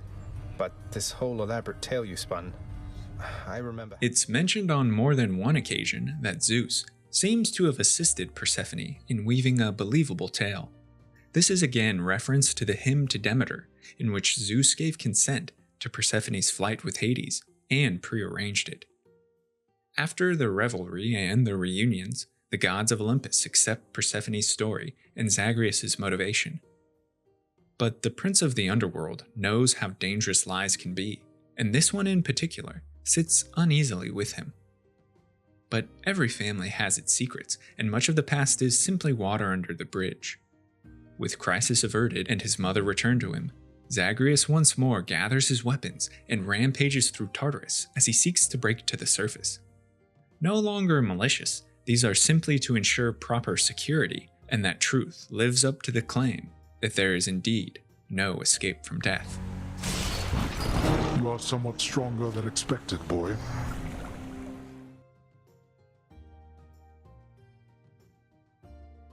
Many years pass. The family welcomes a fourth member in young Melinoe, goddess of madness and nightmares, and peace falls over the house of Hades. But this happiness is not to last.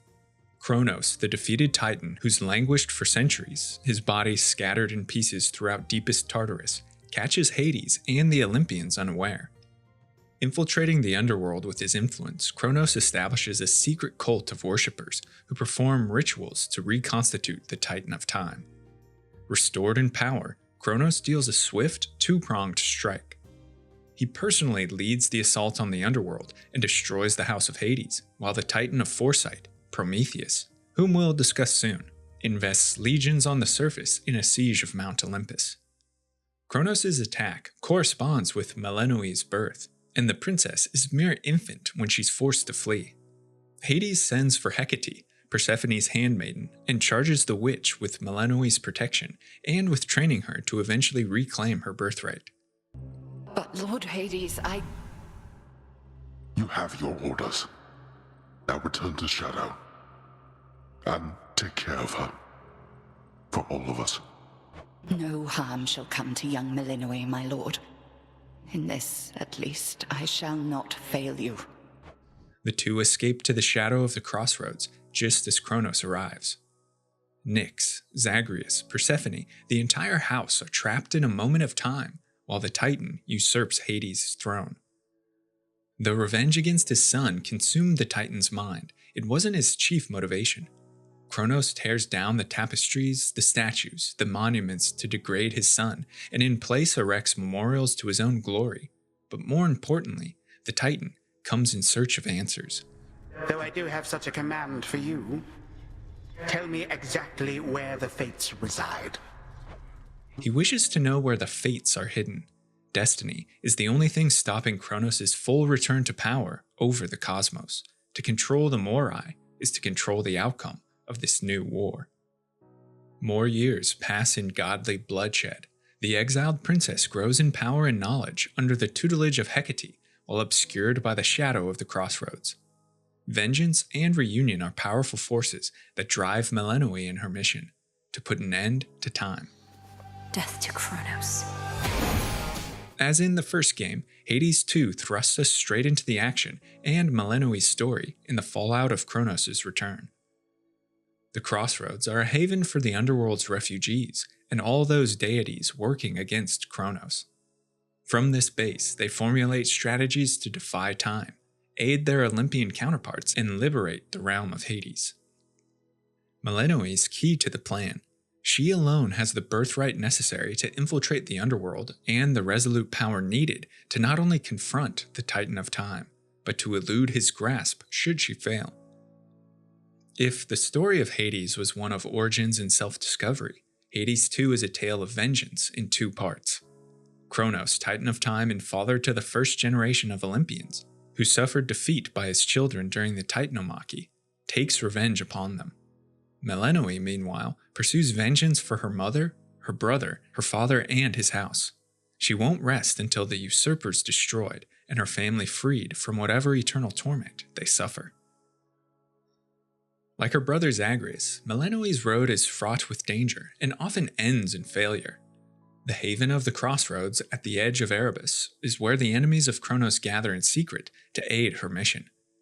Hecate, goddess of the crossroads of magic, necromancy, the night and the moon, is head mistress and leads the forces of the unseen against the Titan. She's connected to both living and dead. All three realms of earth, sea, and sky are her domain. Hecate swore oaths to both Hades and Nyx when Kronos first attacked, that she would raise and train the princess of the underworld, and that she would guard the other children of night. The crossroads are thus a bastion of safety and obscurity, and here Melinoe can find several mythical allies. Beyond Hecate is the shade of Odysseus, the eponymous hero of the Odyssey. Odysseus ruled as king of Ithaca and assumed an integral, if undesired, role in the Trojan War. A master tactician, he led the Greeks for 10 years in their battles against King Priam, and his adventures on the journey home are the subject of Homer's famed work. His shade offers sage advice to Melinoe, and Odysseus runs the network of scouts and spies to keep allies informed on Kronos' movement. Then there are the children of Nyx. Hypnos, friend of Zagreus, has fallen into deep sleep since the underworld was attacked, and can't be stirred to wake. Nemesis, retribution incarnate, is a goddess of justice and revenge, especially against hubris. In myth, Nemesis is a fatal deity and concerned with balance. Just as she punishes the wicked, so too does she act as a check against those favored by fortune. Nemesis was often described as winged, and she played an important role in the legend of Narcissus. And some even claimed she was Helen's mother, famed maiden whose beauty helped instigate the Trojan War. In Hades 2, Nemesis acts as sentry for the crossroads, but she bucks against this role's chains, and her manifest purpose drives her to pursue Kronos. She leaves her post often, and can be found in different regions at night when she challenges Melinoe in exchange for boons. Gruff and temperamental, Nemesis bears grudging respect for the princess of the underworld. Moros, Doom incarnate, also finds his way to the crossroads as emissary of the three fates, the force that drives mortals to their ultimate fate. Moros is rarely invoked and more often despised. Some myths claim that Prometheus saved humanity from misery by stripping Moros, or foresight of their own demise, from them, and instead offering hope. Moros brings with him his sister's fated list, a scroll of foretold dooms to aid Melinoe against Kronos. And of course there's Charon, the Stygian boatman who plies the waters of the underworld and offers shop to Melinoe on her adventures. Though Hecate proved a great teacher in her youth, the time's now come for Melinoe to test fate and challenge Kronos in Tartarus. Her training could take her only so far. Every foray from the crossroads carries hope that Melinoe will succeed, and each defeat sees the princess safely retire back into the crossroads for the night, foiled but better equipped for tomorrow's run. And still, Kronos can't find her hidden location. This slow progress sees Melinoe work through an alternate route that leads to Tartarus, one not guarded by the Titan's forces. It's an equal but opposite journey to that of her brother Zagreus, who sought to escape the underworld. Melinoe's purpose drives her instead to its furthest reaches. First, she travels through the mist-cloaked forests of Erebus. Again, Erebus is at once a being, a concept, a location. He is the personification of darkness, brother and husband to Nyx. As a region, Erebus is sometimes synonymous with the dark corners that dead souls must travel through to arrive in Tartarus. Erebus, their waiting area, lies shrouded in darkness, betraying to the dead no hint of whether they shall continue their existence in the splendors of Elysium or in the pits of Tartarus. This region is the moon-filled forest that transitions between Upper Earth and the underworld, where despairing spirits roam. Two of Melinoe's silver sisters frequent this region, Selene and Artemis. The organization, which includes Melinoe, Selene, Artemis, and Hecate, are so named because all are affiliated with the moon. They embody nature, magic, and the night. This organization's a nod to the mythological origins of all four. Artemis, derived from earlier iterations of Selene, who was herself distilled from Hecate. And as we've discussed, Melinoe is sometimes another name for Hecate. So all four are one and the same, a proto-Hecate divinity. Arachne, the spider, weaves exquisite silks and outfits Melinoe with mystic armor. The legend of Arachne comes most precisely from Ovid's Metamorphoses. She was the most talented mortal weaver and claimed her skills surpassed even those of Athena. The goddess challenged Arachne to a contest, but surprisingly, couldn't find a single fault in the girl's tapestry, so physically beat her in rage. Arachne hanged herself in despair, which moved Athena to pity.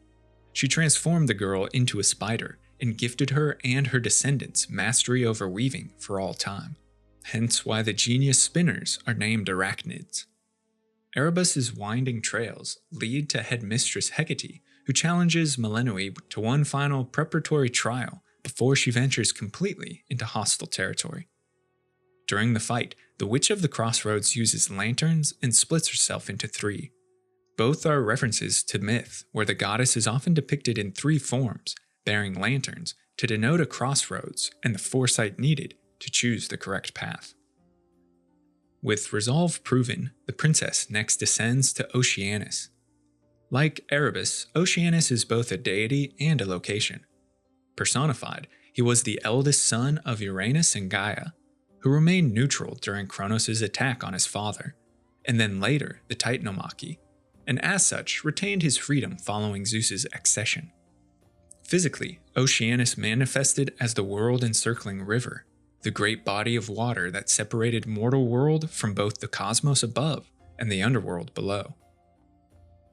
Oceanus is largely the domain of Lord Poseidon, but the edge of it spills out into the underworld.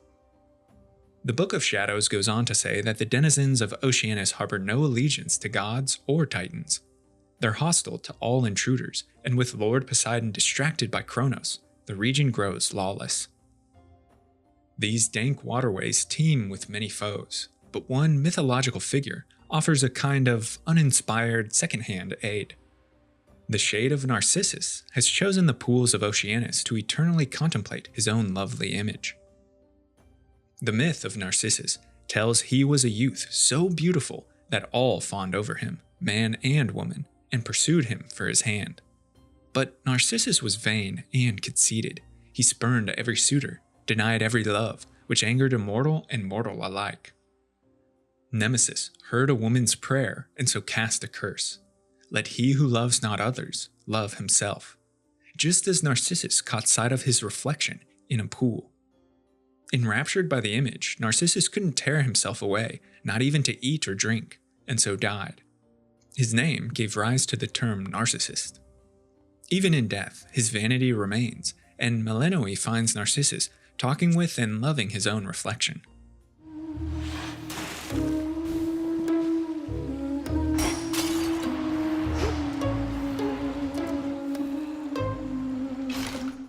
A stirring song emanates from the depths of Oceanus.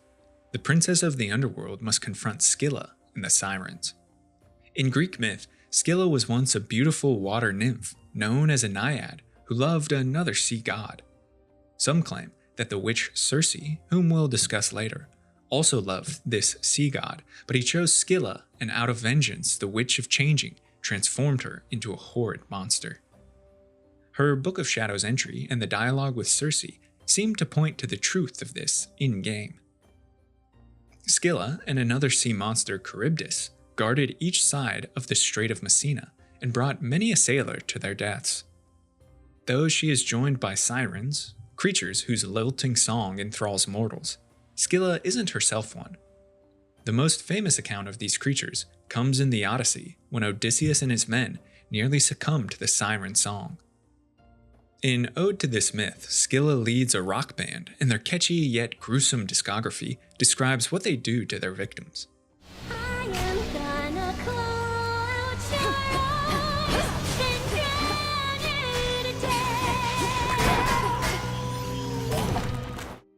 With Oceanus navigated, Melinoe next drops into the disorienting and depressing fields of mourning within the underworld proper. These fields, close to the river Styx, are filled with wandering paths where the souls of the heartbroken and those whose memory still obsesses on earthly grief wallow aimlessly. We see statues of ill-fated lovers, and clinging miasma belches out everywhere. This region is painted most vibrantly in Virgil's Aeneid, when the hero Aeneas ventures into the underworld seeking his father. He first comes across Dido, the Phoenician queen who fell in love with Aeneas and killed herself in grief when they couldn't be together. Before his trip, Aeneas was also advised to bring golden boughs to honor Persephone in Hades, who would grant him safe passage. In Hades 2, we see these golden boughs used to guide Melinoe through the region. A heavy sadness infects the princess of the underworld and works to dispirit her, while monsters like the Lamia attack. According to myth, the Lamia was the name of a queen, one of many women with whom Zeus had adulterous affairs, who was driven to madness after Hera killed her children. She fled to the wilderness, hunting and eating other children, deeds that transformed her into a beast. But even the fields of mourning aren't without allies. Near a pool, Melinoe comes across the dispirited nymph Echo, the second, less famous half of the Narcissus myth. Echo was once the fairest of all nymphs, who drew even the amorous glance of Zeus. Hera, as always, jealous of her husband, cursed Echo, claiming that she would always speak the last word, but have no power to speak the first. So silently, the nymph retreated to the world's caves and chambers. When Narcissus came about, Echo too couldn't help but fall in love. Without the power to start conversations, she was reduced to following him quietly. Even entranced by his reflection, Echo couldn't speak to save Narcissus, but legend claims as his final words of farewell left his mouth, Echo repeated them to a dying Narcissus. Here, Echo still pines for the shade of her love and hopes to be united with him. Narcissus, Narcissus, Narcissus. Oh hey, Echo and I, we were just catching up a bit, I guess. Finally, Melinoe confronts the infernal hound. This is none other than Cerberus, beloved three-headed dog of the House of Hades and guardian of Tartarus. Though not trapped like the rest of the house, he's been expelled by Kronos, and the mournful souls attach themselves to him, agitating him to violence. Melinoe placates the hound, but Cerberus remains wary of her. Though her scent might be familiar, she was taken away as an infant during the attack, and Cerberus doesn't recall the princess of the underworld. Melinoe now enters the realm of Tartarus through its maintenance entrance, sneaks into the House of Hades, and confronts the target of her anger in the Titan of Time himself. The ever-shifting depths of the underworld are not as they once were. Kronos now resides there, with his retinue of satyr worshippers.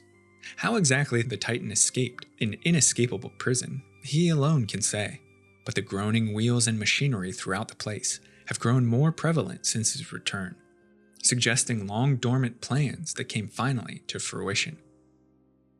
Clocks, gears, and other time motifs show us that this is no longer Hades' house, but his father's. The metallic sands of Chrysos, the god of gold, run around and throughout Tartarus. Even in this heart of Kronos' lair, an ally is found. Another tormentor come to break me, or to try. And such a frail one at that. Has the Titan Lord a lack for decent help?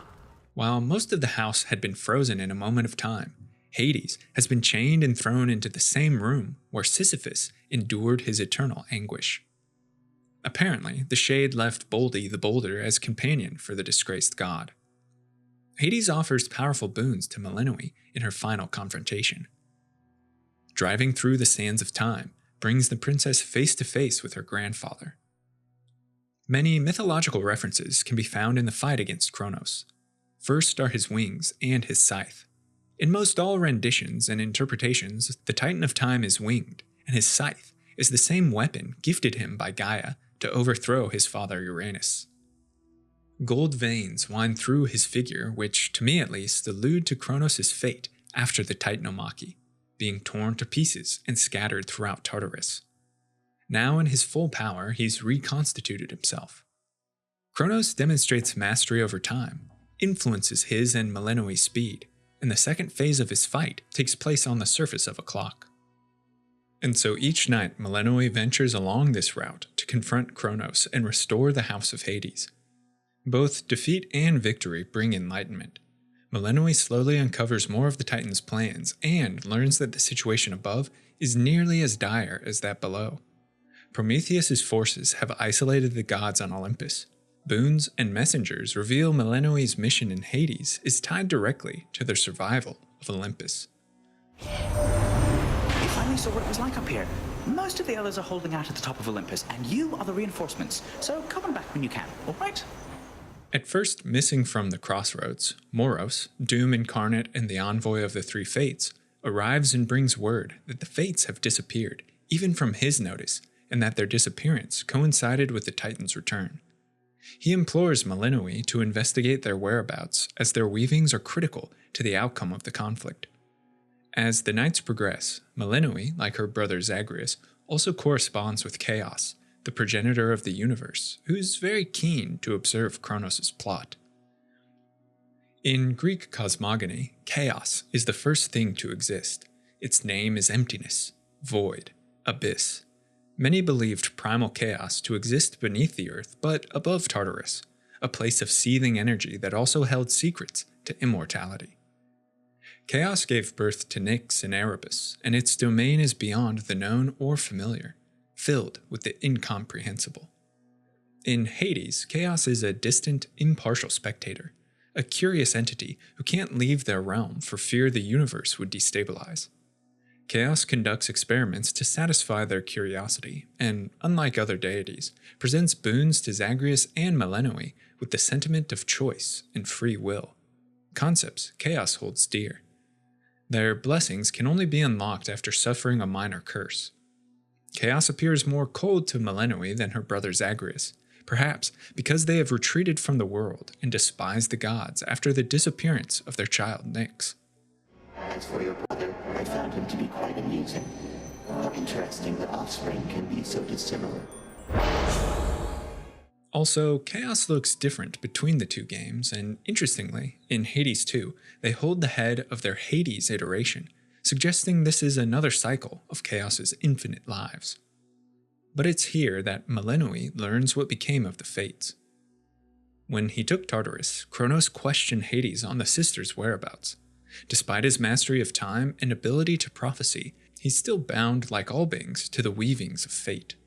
He wishes not only to undo past failures, but grasp the future, using the fates to weave a reality of unequaled authority. The siege of Olympus, the attack on the underworld, were distractions to hide this true aim of seizing the three fates. He thought first to go to Nyx, mother of the fates, but having reached a dead end, approached primordial Chaos. Chaos isn't a trickster and harbors no ill will. In fact, their naivety on evil is precisely what the Titan leveraged to his advantage. Kronos tricked Chaos into assisting his plot. The progenitor of all things guided the Titan to the hidden sisters. Not only have you ransacked my father's domain and made war on Olympus, you had the audacity to deceive primordial Chaos. That takes a spine. Why, thank you, my girl. I must admit, I thought that Chaos would be something of a bargainer, for I was willing to exchange their daughter Nyx for the three fates. But now I have them all. Chaos realizes the depth of their mistake and pledges aid to Melinoe in her efforts to disrupt Kronos. But with the underworld taken, the surface world in a chokehold, and fate itself in the Titan's possession, time runs out. Kronos stole the sister from their weavings and cast them into the abyss. He saw destiny as a meddlesome force in his plots, and severed their thread. His rise in the assault of Olympus are now beyond what any can prophesy, and the fate of the universe hangs in the balance. As Melinoe works through the zones of the underworld, and continues her conversations with her Lord Father Hades, their reunions bring clarity to the princess of the underworld. She's granted visions of the past, of the moments when Kronos first struck, and her spirit is buoyed by her interactions with Hades. Eventually, with the aid of her allies and faith in her own abilities, Melinoe overcomes Kronos. But time isn't so easily stopped. What is death to the deathless? A mere nuisance. Though his physical form disintegrates, it's only a delaying tactic, for at the end of the night, the immortal Titan re-emerges. Melinoe relies on the power of witchcraft and dream to move forward. She learns from Hecate a possible concoction to fuel a spell that undoes Kronos' immortality, but the ingredients haven't presented themselves. In the meantime, Melinoe steps into her brother Zagreus' room and decides to use her abilities in the dream to cut through the expanse of time that separates her from a past version of Zagreus. That voice. Wait, what? Is my hair getting lighter and my features getting fairer, or did I consume something that really isn't sitting well? Melinoe recruits past Zagreus for one purpose: If Kronos can't be stopped in her time, perhaps her brother can put an end to Kronos before he accrues power. Their conversations are cut short to prevent the Titan of Time from sensing Melinoe, and also because it's a strain on her powers. Although I am the designated security specialist around here, so perhaps I know the answer to that one. Some security specialist. Kronos caught the house entirely off guard. Future discussions see the chief security specialist locate a cave of satyr cultists performing a ritual to restore Kronos. But Zagreus can't simply bash the Titan in. No, to destroy his very essence requires both Melinoe's incantation and a weapon powerful enough to be imbued. Kronos is impervious to the infernal arms used by the gods to defeat him eons ago. Instead, Zagreus and Melinoe find Gagaros, the two-pronged spear of Hades. Gagaros, my father's spear. You said we would need a weapon that's available in both our times, is close to our family, and not been used to slay Kronos before. That one should do. It's big, and it hurts. This weapon, it turns out, is needed for Melinoe to gather the reagent necessary to perform her dissolution of time spell. And that reagent is found on the surface. Melinoe's journey is twice as arduous as her brother's. While Zagreus had only to escape the underworld, the princess of Hades must also ascend to Olympus on Earth. And the realm of the living is anathema to chthonic beings. Melinoe suffers the longer she walks the surface, and can't possibly reach her family on Olympus until she concocts a spell to weaken the underworld's grip on her essence. Not a pretty sight up there. You mean to say you've seen all this firsthand? How? You mean our birthright? Would you believe I learned a means by which I could withstand the surface climate for a while? As in the underworld, several locations must be traversed to reach her ultimate goal atop the gods' mountain and break Kronos' siege of Olympus. First is the despoiled city of Ephyra, a seat that played critical roles in several tales from mythology. Ephyra was founded under a different name, the Polis of Corinth, by a legendary line of kings supposedly born of Sisyphus. The same Sisyphus who tried too many times to outwit the gods and was sentenced to his punishment in Hades. Corinth worshipped above the other gods, Hades and Persephone. The city had strong ties to death, and it was situated near one of the famed gates of the underworld. These portals, strewn about Greece, allowed mortals to step into the realm of shades. This allegiance to the House of Hades is likely why Ephyra was targeted by Kronos. It now stands as a city of rot and ruin. Two semi-divine mortals offer aid to Melinoe in Ephyra, the witch enchantress Medea and Heracles, greatest of heroes. Medea was daughter to the king of Colchis at the far end of the Black Sea and played a critical role in the quest for the Golden Fleece by Jason and his Argonauts. The gods caused Medea to fall in love with Jason, and she used her magic to help him overcome impossible tasks set by her father. She even killed her brother to allow Jason's escape with the fleece. The pair married and settled in Corinth. After 10 years, Jason rewarded Medea's fidelity with betrayal, and decided to betroth the young princess. In vengeance, the witch killed her own sons to deny Jason's blood, and poisoned the wardrobe of the bride, before fleeing from Corinth on a golden chariot. Her mythological connection to the city is why Medea appears in Ephyra, and she uses her power of hexes to aid Melinoe. In her chalice of blood, her robes, and her curses, we see Medea's embrace of the dark side of magic, opposite to the witch Circe, whom we'll meet shortly, and this links them to a familial relationship shared in some myths, that Medea is actually the niece of Circe. The witch's offered keepsake is the Black Fleece, in reference to the myth of the Golden Fleece, and in Hades too, she's allied to headmistress Hecate in the Unseen, using Ephyra to conduct research on how to thwart Kronos. The pompous, brutish, and impressive Heracles also assists Melinoe in his own way.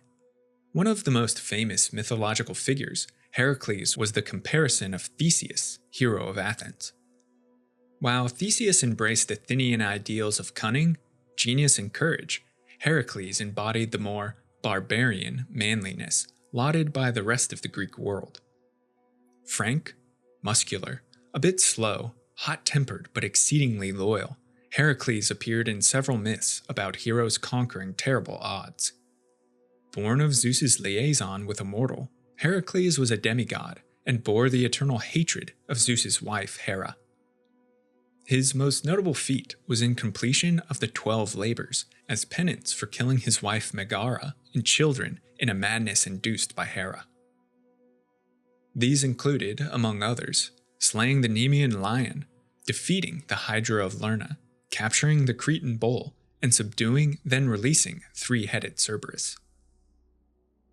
Many of these labors are alluded to in Heracles' outfit in Hades 2, and the Arcana cards Melinoe can equip. Heracles is a man of few words, and is cautious with witches. His offers come in the form of challenges, and as Melinoe completes them, earns also his respect. Heracles shares a divine nature with Melinoe. After his death, the hero was blessed by the gods to ascend to Olympus, though by the time of Hades 2, he's grown tired of godly expectations and hypocrisy. During his mythological adventures, some claim it was Heracles who freed Prometheus from his prison within the Caucasus and killed Zeus's eagle that ate his liver. And this is why the hero appears alongside the Titan in battle when the vow of rivals is active. Nobody played a dirty trick on me as Al. Foster sailors thought they could get away with my sheep, so I ate a couple of them.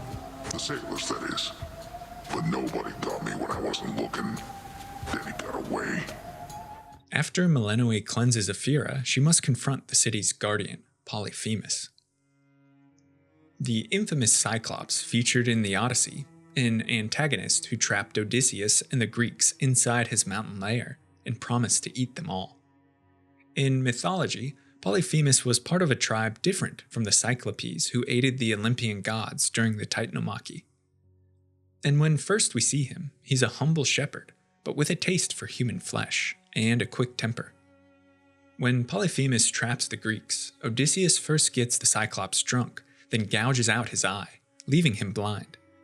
They then tie themselves to the underside of sheep and pass by the unaware Polyphemus to freedom. When Melinoe confronts him, we see Polyphemus still chooses the life of a shepherd, and the blindfold over his damaged eye is a callback to the myth. Polyphemus is a simple creature who wants only a calm, quiet life of herding. No doubt, he was easily swayed by Kronos, who promised him such near the ruins of Ephyra.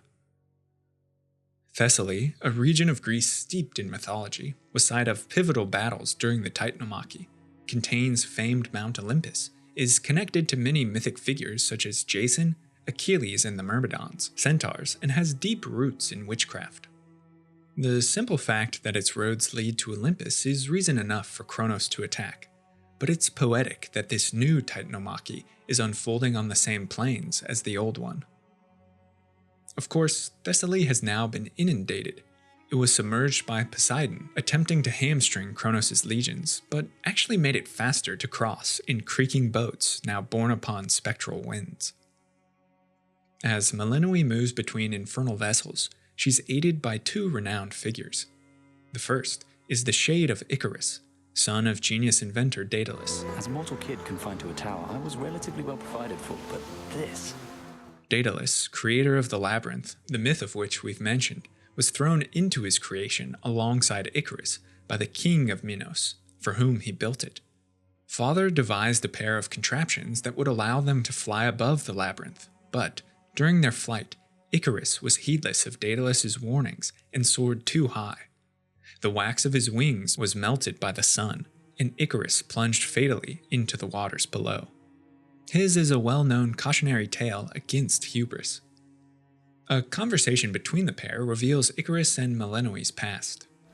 Your arm never got better, did it? I'm really sorry. I should never have put you on the spot. Not your fault. I had grown very confident in my abilities. Headmistress always said there was no way to make Shades whole again, but I thought otherwise. Though her incantation failed and cost her greatly, Icarus still bears resemblance closer to mortals than Shades. He and his wings, symbols of freedom, can't be contained by the underworld, and he's one of the very few to walk the surface after death. Icarus aids Melinoe with inventive weapons that in his humility are disguised as Daedalus's creations. But later we learn that the apprentice son has taken over for his master father. Melinoe also happens upon the enchanted isle of another witch and devotee of Hecate, Circe. Dash of... Is that who I think it is? Pardon? Oh, well, isn't this marvelous? How you've grown, little miss. Myth claims her as the daughter of the sun god Helios and either a nymph or goddess Hecate, and as we've noted, Circe might also share bonds with the witch Medea. She appeared most famously as an obstacle for Odysseus and his Greeks, who happened upon her island of Aiaia. Circe, the witch of changing, has power over transformation. Her isle abounds with game and woodland creatures surprisingly docile, because they are in truth humans. Circe cast a spell over Odysseus's men and turned them into swine. The king of Ithaca wasn't changed but spent the better part of a year as her lover. In myth, Circe is unpredictable and can be spiteful. One story claims she loved a sea god who spurned her for Scylla, and in a rage, transformed the nymph into the monster we've discussed. Again, the lore of Hades 2 holds subtle clues pointing to this act. She's a witch of herbs and potions, and uses her magic to aid Melinoe through fortunes of transformation. Sent by Hecate to observe Cronos' actions near the rift, the jovial Circe offers advice and guidance for Melinoe, whom she views almost as a niece or daughter. While crossing the rift, Melinoe must face one of two wardens. Charybdis, the sea monster, is second half to Scylla's myth. As mentioned briefly, the Strait of Messina, which separates Sicily from Calabria, is narrow and treacherous. Each side was guarded by a terrible monster. On the one Scylla, and not but an arrow shot away, Charybdis. Ships faced an impossible choice, caught between Scylla and Charybdis, or caught between a rock and a hard place. They were doomed either way. Charybdis was a daughter of Poseidon who helped him against his brother Zeus. So large was her maw that she engulfed entire islands. But Zeus hurled a thunderbolt that sent Charybdis to the bottom of the sea. Still, her hunger's insatiable, and 3 times a day, it was told, she inhaled the waters and sent dangerous whirlpools flowing. This monstrous creatures ventured into the rift and bars Melinoe's way. The other, not a named figure in myth, but a nod to a significant tale, is the Yargonaut. The skeletal brigand wears Greek garb, and his Book of Shadows entry suggests he traveled across many waters. This, alongside with his name, are reference to the journey of Jason and his men the Argonauts aboard the vessel Argo. The Argo traveled from Greece to the Black Sea and then to Italy. Many of the Argonauts were great and famed warriors. The Shade of Odysseus tells us, likely the Yargonaut, if the reports add up, there was a band of similarly named adventurers he may have hailed from. The Rift's guardian is Eris. Of all the incarnations, strife and rumor are believed to harm mortals most. The goddess of strife, Eris rejoices in discord and sows it between enemies and allies alike. At times, she aids Melinoe and appears in the crossroads alongside other unseen, but she also bars the princess's way to Olympus and stokes Cronos' legions. According to Hesiod, Eris is the daughter of Nyx, but to Homer, she was the child of Zeus and Hera, sister of Ares, whom she was often seen beside on battlefields. It's told Eris was the great instigator of the Trojan War. She was one of the few gods not invited to the wedding of King Peleus and the nymph Thetis, future parents of Achilles, and in retribution, Eris cast discord among the guests by throwing a golden apple inscribed, "For the fairest." This led to an argument between Hera, Aphrodite, and Athena on who was the fairest, and the young man Paris, son of Troy's king Priam, was made to judge. Melinoe receives a golden apple upon her defeat in allusion to this tale. As a daughter of Nyx, Eris is sibling to Thanatos, Hypnos, Nemesis, and many others. She holds a grudge against her family who looked down upon her as a petulant child. She once took possession of the adamant rail before it was housed in Hades' infernal armory. After Cronos sacked Tartarus, it seems she stole the weapon again and uses it to great effect against Melinoe. The halls of Mount Olympus are Kronos' ultimate target, and the Titans' legions actively battle against the gods' automatons throughout celestial corridors. In Greek mythology, the automatons were animate, metallic statues of men, animals, and monsters, fashioned by Hephaestus, god of the forge, and the hero Daedalus. It was told the most exquisite could even think and feel like humans. The largest and most famous of automatons was Talos, bronze guardian of Crete, invincible save for a small vein near his ankle. Other myths claim Talos was the last of the race of bronze, a remnant from an age of man prior to the current one. Talos did battle with Jason and the Argonauts, but was ultimately defeated by Medea, who attacked his vulnerable ankle. As an interesting side note, it's the myth of Talos that named the talus bone in the foot and ankle. In Hades, Talos was said to have used the infernal arms, the fists of Malphon, but they don't appear in his possession when Melinoe confronts the automaton. The princess of Hades can find the aid of two gods while in Olympus, Athena and Dionysus, and the pair illustrate disparate camps during the current conflict. At last. As a goddess of war, strategy, and wisdom, Athena takes an active role in orchestrating defenses against Kronos. She destroys waves of the Titans' army and grants Melinoe boons to protect her journey. The god of wine and revelry, meanwhile, seeks to avoid conflict at all costs. Who is this? What sort of nymph do we have here? Not from the waters nor the woods, but wait. Those eyes! Zag, man, is that you? You've changed. I like it. Dionysus parties alongside satyrs and other creatures in a drunken stupor. He appears in leopard print as an allusion to the animal's close connection with Dionysus of myth. The god at first confuses Melinoe with her brother Zagreus, but offers his boons nonetheless. The princess of the underworld finally nears the summit, and here stands one of the most tragic figures in Greek mythology. What do you know of my plight? You who flail against time itself. So much courage born of pride. Come then, agent of change. Prometheus, the titan of foresight, fire, and ingenuity, has thrown his lot in with fellow titan Kronos.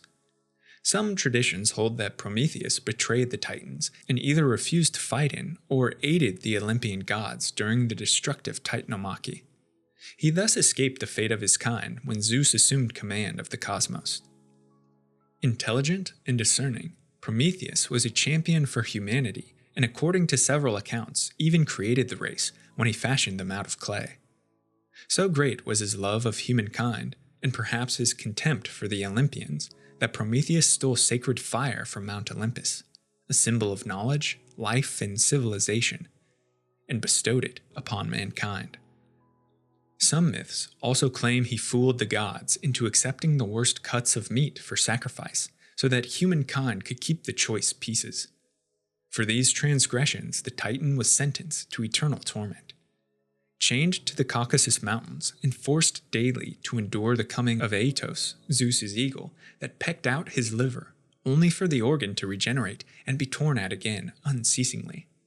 Most dreadful was that in ancient times, the liver was believed a being's emotional center. Only Zeus's own self-interest freed Prometheus from this hell, as the king of Olympians believed the Titan of foresight possessed information on a prophecy in which Zeus would be threatened by one of his progeny.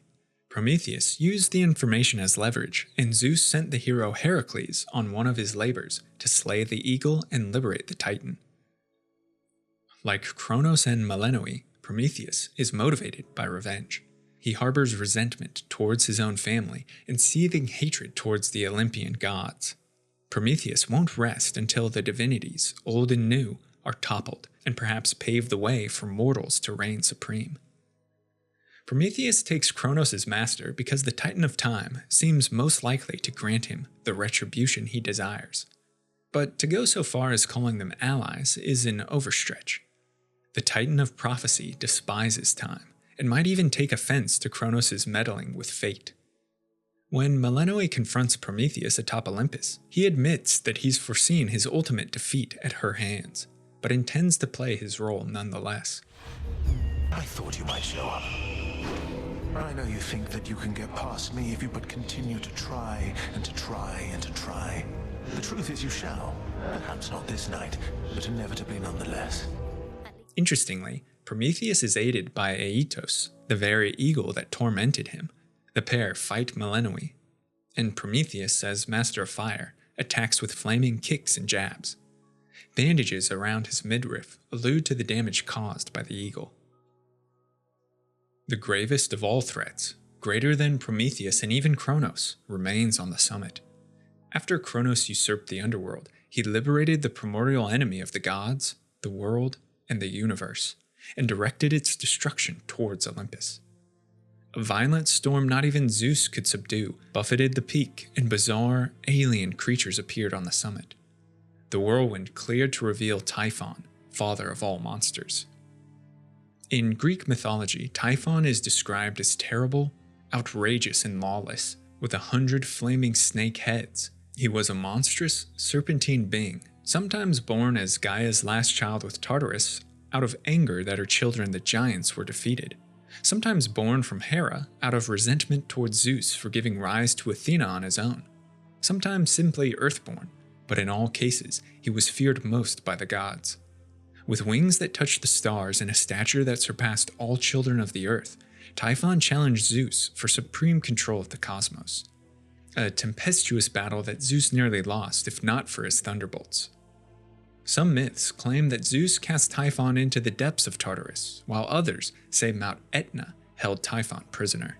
As father to all monsters, his children included Cerberus, the Hydra of Lerna, Chimera, and sometimes even Aetos. In Hades 2, Typhon is a force of pure destruction, shackled by nothing, who was born as an experiment by primordial chaos. Kronos admits that he freed Typhon, but that he cannot control the monster, and, like the Titan of Time, Typhon is defeated but never killed. He emerges again each night to challenge Melinoe. This is where Hades' bident, Gygaros, becomes critical. Typhon drops samples of his essence upon his banishment, reagents used alongside the zodiac sands of time by headmistress Hecate to distill a powerful spell, the disintegration of monstrosity. This incantation supercharges Gygaros and allows Melinoe to turn Typhon's boundless rage and destruction against himself. This time, when the princess of the underworld fells the monster, she slays him entirely. The essence of Typhon is excoriated from the universe, found in no realm of the living or the dead. Typhon's ultimate defeat quells the storm that surrounds Mount Olympus and weakens the siege enough for the gods to turn the tide of battle against Kronos. With the surface spared, Melinoe must return to the underworld and finish her grandfather. Entropy, the material of slain Typhon, is used again by the Witch of the Crossroads as a powerful reagent with the sands of time to procure the dissolution of time incantation, which suppresses Kronos' ability to reconstitute himself after death. Time overstepped his bounds, which cannot stand. He shall be stopped, as the three fates had planned. But before the allies deliver their final blow, Kronos uncovers the hiding place of the unseen. He sends his legions into the crossroads and himself kidnaps Hecate before returning to Tartarus. Need and vengeance deliver Melinoe swiftly to Tartarus, where she confronts her grandfather a last time. Melinoe subdues the present Titan, then travels once more into the dream and imbues Gygaros with the incantation for Zagreus in the past. Only one thing remains, for the Prince of the Underworld to dissolve Kronos before he fully materializes. But at the precipice of victory, something quite strange happens. You really do mean he and I should have a chat? So we become best mates, what then? He wouldn't take over the house. He wouldn't have to, but Father would absolutely lose his mind if he sees him again. Zagreus feels empathy for his grandfather, the Titan who raged at his children, who suffered an eon of anguish, and who knows even his children's children have been turned against him. Zagreus breaks this cycle of contempt, however, and offers Kronos a vision of what could have been if the House of Hades lived in harmony. We witness a Kronos seemingly reconciled with his family, a grandfather who helps raise his adoring grandchildren. Is this the future? Or is it the past? Not merely mine, but yours, granddaughter. Everybody in this house. But dreams are strange. When Melinoe awakens, nothing's changed. Nothing besides Kronos' demeanor and his request for forgiveness. But it's enough to drive Kronos to repent for his actions and attempt to heal the house of Hades. He offers himself to judgment of both Hades and Melinoe. Where are we? Is this my house? Father, what is the meaning of all this? Oh, Hades. Perhaps the princess can explain. As for the queen and prince and all the rest, Melinoe, they need but hear your voice. And I await their judgment and your own. Despite her whole life revolving around death to Kronos, Melinoe can't bring herself to erase her grandfather. Because above vengeance, all she wants is to have a family united. She and Hades stay their retribution and open their hearts to rehabilitation. Kronos hands the reins of Tartarus back to its rightful king and queen. The house of Hades is restored, and all are reunited. But this isn't quite the end of the tale. I'll create a shift whilst you enter, then you do as you must with the wrong-headed version of me in there. We shall be rid of the mere possibility of him. Alternate timelines, vestiges of Kronos remain that could re-emerge and threaten the sanctity of this current reality. Kronos swears an oath to aid Melinoe in destroying these rogue titans wherever they emerge. As for Melinoe, her place is in shadow, not in the underworld. Though she remains a daughter of Hades, she joins the unseen and continues her work from darkness and dream, watching over both mortal and immortal realms. And finally, there's the issue of the Fates, who still haven't been found. A request appears on the fated list, with riddles that lead Melinoe through the underworld and earth, toward the Spinstress sisters. Its final task sees her use their brother Moros' keepsake in Oceanus. With death and fate defied 3 times, Melinoe draws the attention of the sisters from the void, and here they speak their truth. That's alright, sweetie. Think of it like, you gods can do your own thing for a while, then mortals can do theirs. It'll be a brand new age. Been a while since the last one of those. So you're retiring, all 3 of you? No more weavings? We're to keep fending for ourselves, come what may. They seek to retire, which will bring about a new age of free will, of uncertainty and unpredictability. The universe will no longer be predetermined, but ruled by volition and will. First by the gods, and then ultimately by humans themselves. And one final mystery awaits, to which the Fates hint, the true identity of Headmistress Hecate. Just ask your old teacher sometime. Now she's pulled some strings, let me tell you. It's interesting that in the not-too-distant past, Zagreus has no recollection of Hecate as Persephone's handmaiden, suggesting that she arrived only shortly before Kronos himself attacked Hades. And several other interactions with the Witch of the Crossroads show her less than forthcoming with her past. Only if their bond becomes unbreakable and the pair retire to the baths does Hecate reveal to Melinoe her nature. And 'tis easier to explain, I suppose, if you look upon me as I am. Headmistress, what? You're beautiful. But what is this? I don't understand. Some trick you're playing, or some glamour, or... No. The trick is when the veil is on. Look upon me, and do not avert your eyes. Like the myth of Melinoe, this version was placed on the Cocytus River, but was instead rescued by the moon goddess when Kronos attacked. Without ally, this Melinoe was self-taught and managed to defeat Kronos, but she created a terrible space-time anomaly while descending through her grandfather's subconscious. But at any rate, something did go awry. Time and nightmare fused, and I discovered I was someplace else. Nightmare and time mixed to devastating effect, hurtling Melinoe through the universal fabric and into an alternate timeline where she was transformed into the Titaness Hecate.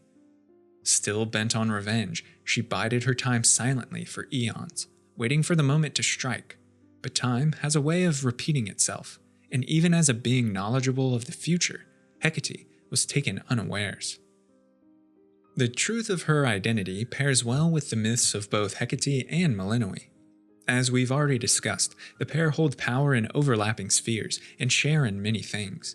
This is a clever way to show that some myths conflate Melinoe with Hecate, and that they truly were different names for one and the same goddess. Neither divulge their secret, and the pair work alongside Kronos and the rest of the unseen to ensure time's steady, ceaseless flow. Thanks so much for watching this video on the complete story and mythology of Hades and Hades 2. Let me know your thoughts on Zagreus, Melinoe, your favorite Greek myths, as well as other characters or stories from Hades you'd like to learn more about in the comments below. And if you're a fan of lore and storytelling, be sure to subscribe to the channel where content is uploaded frequently. I want to take a moment to thank all my patrons over on Patreon. Their support means the world to me and helps the channel continue to improve. If you'd like to become a lore luminary for access to me, written scripts, and early video drops, head to patreon.com/thelorebrarians to learn more. Until next time, go forth and explore the lore.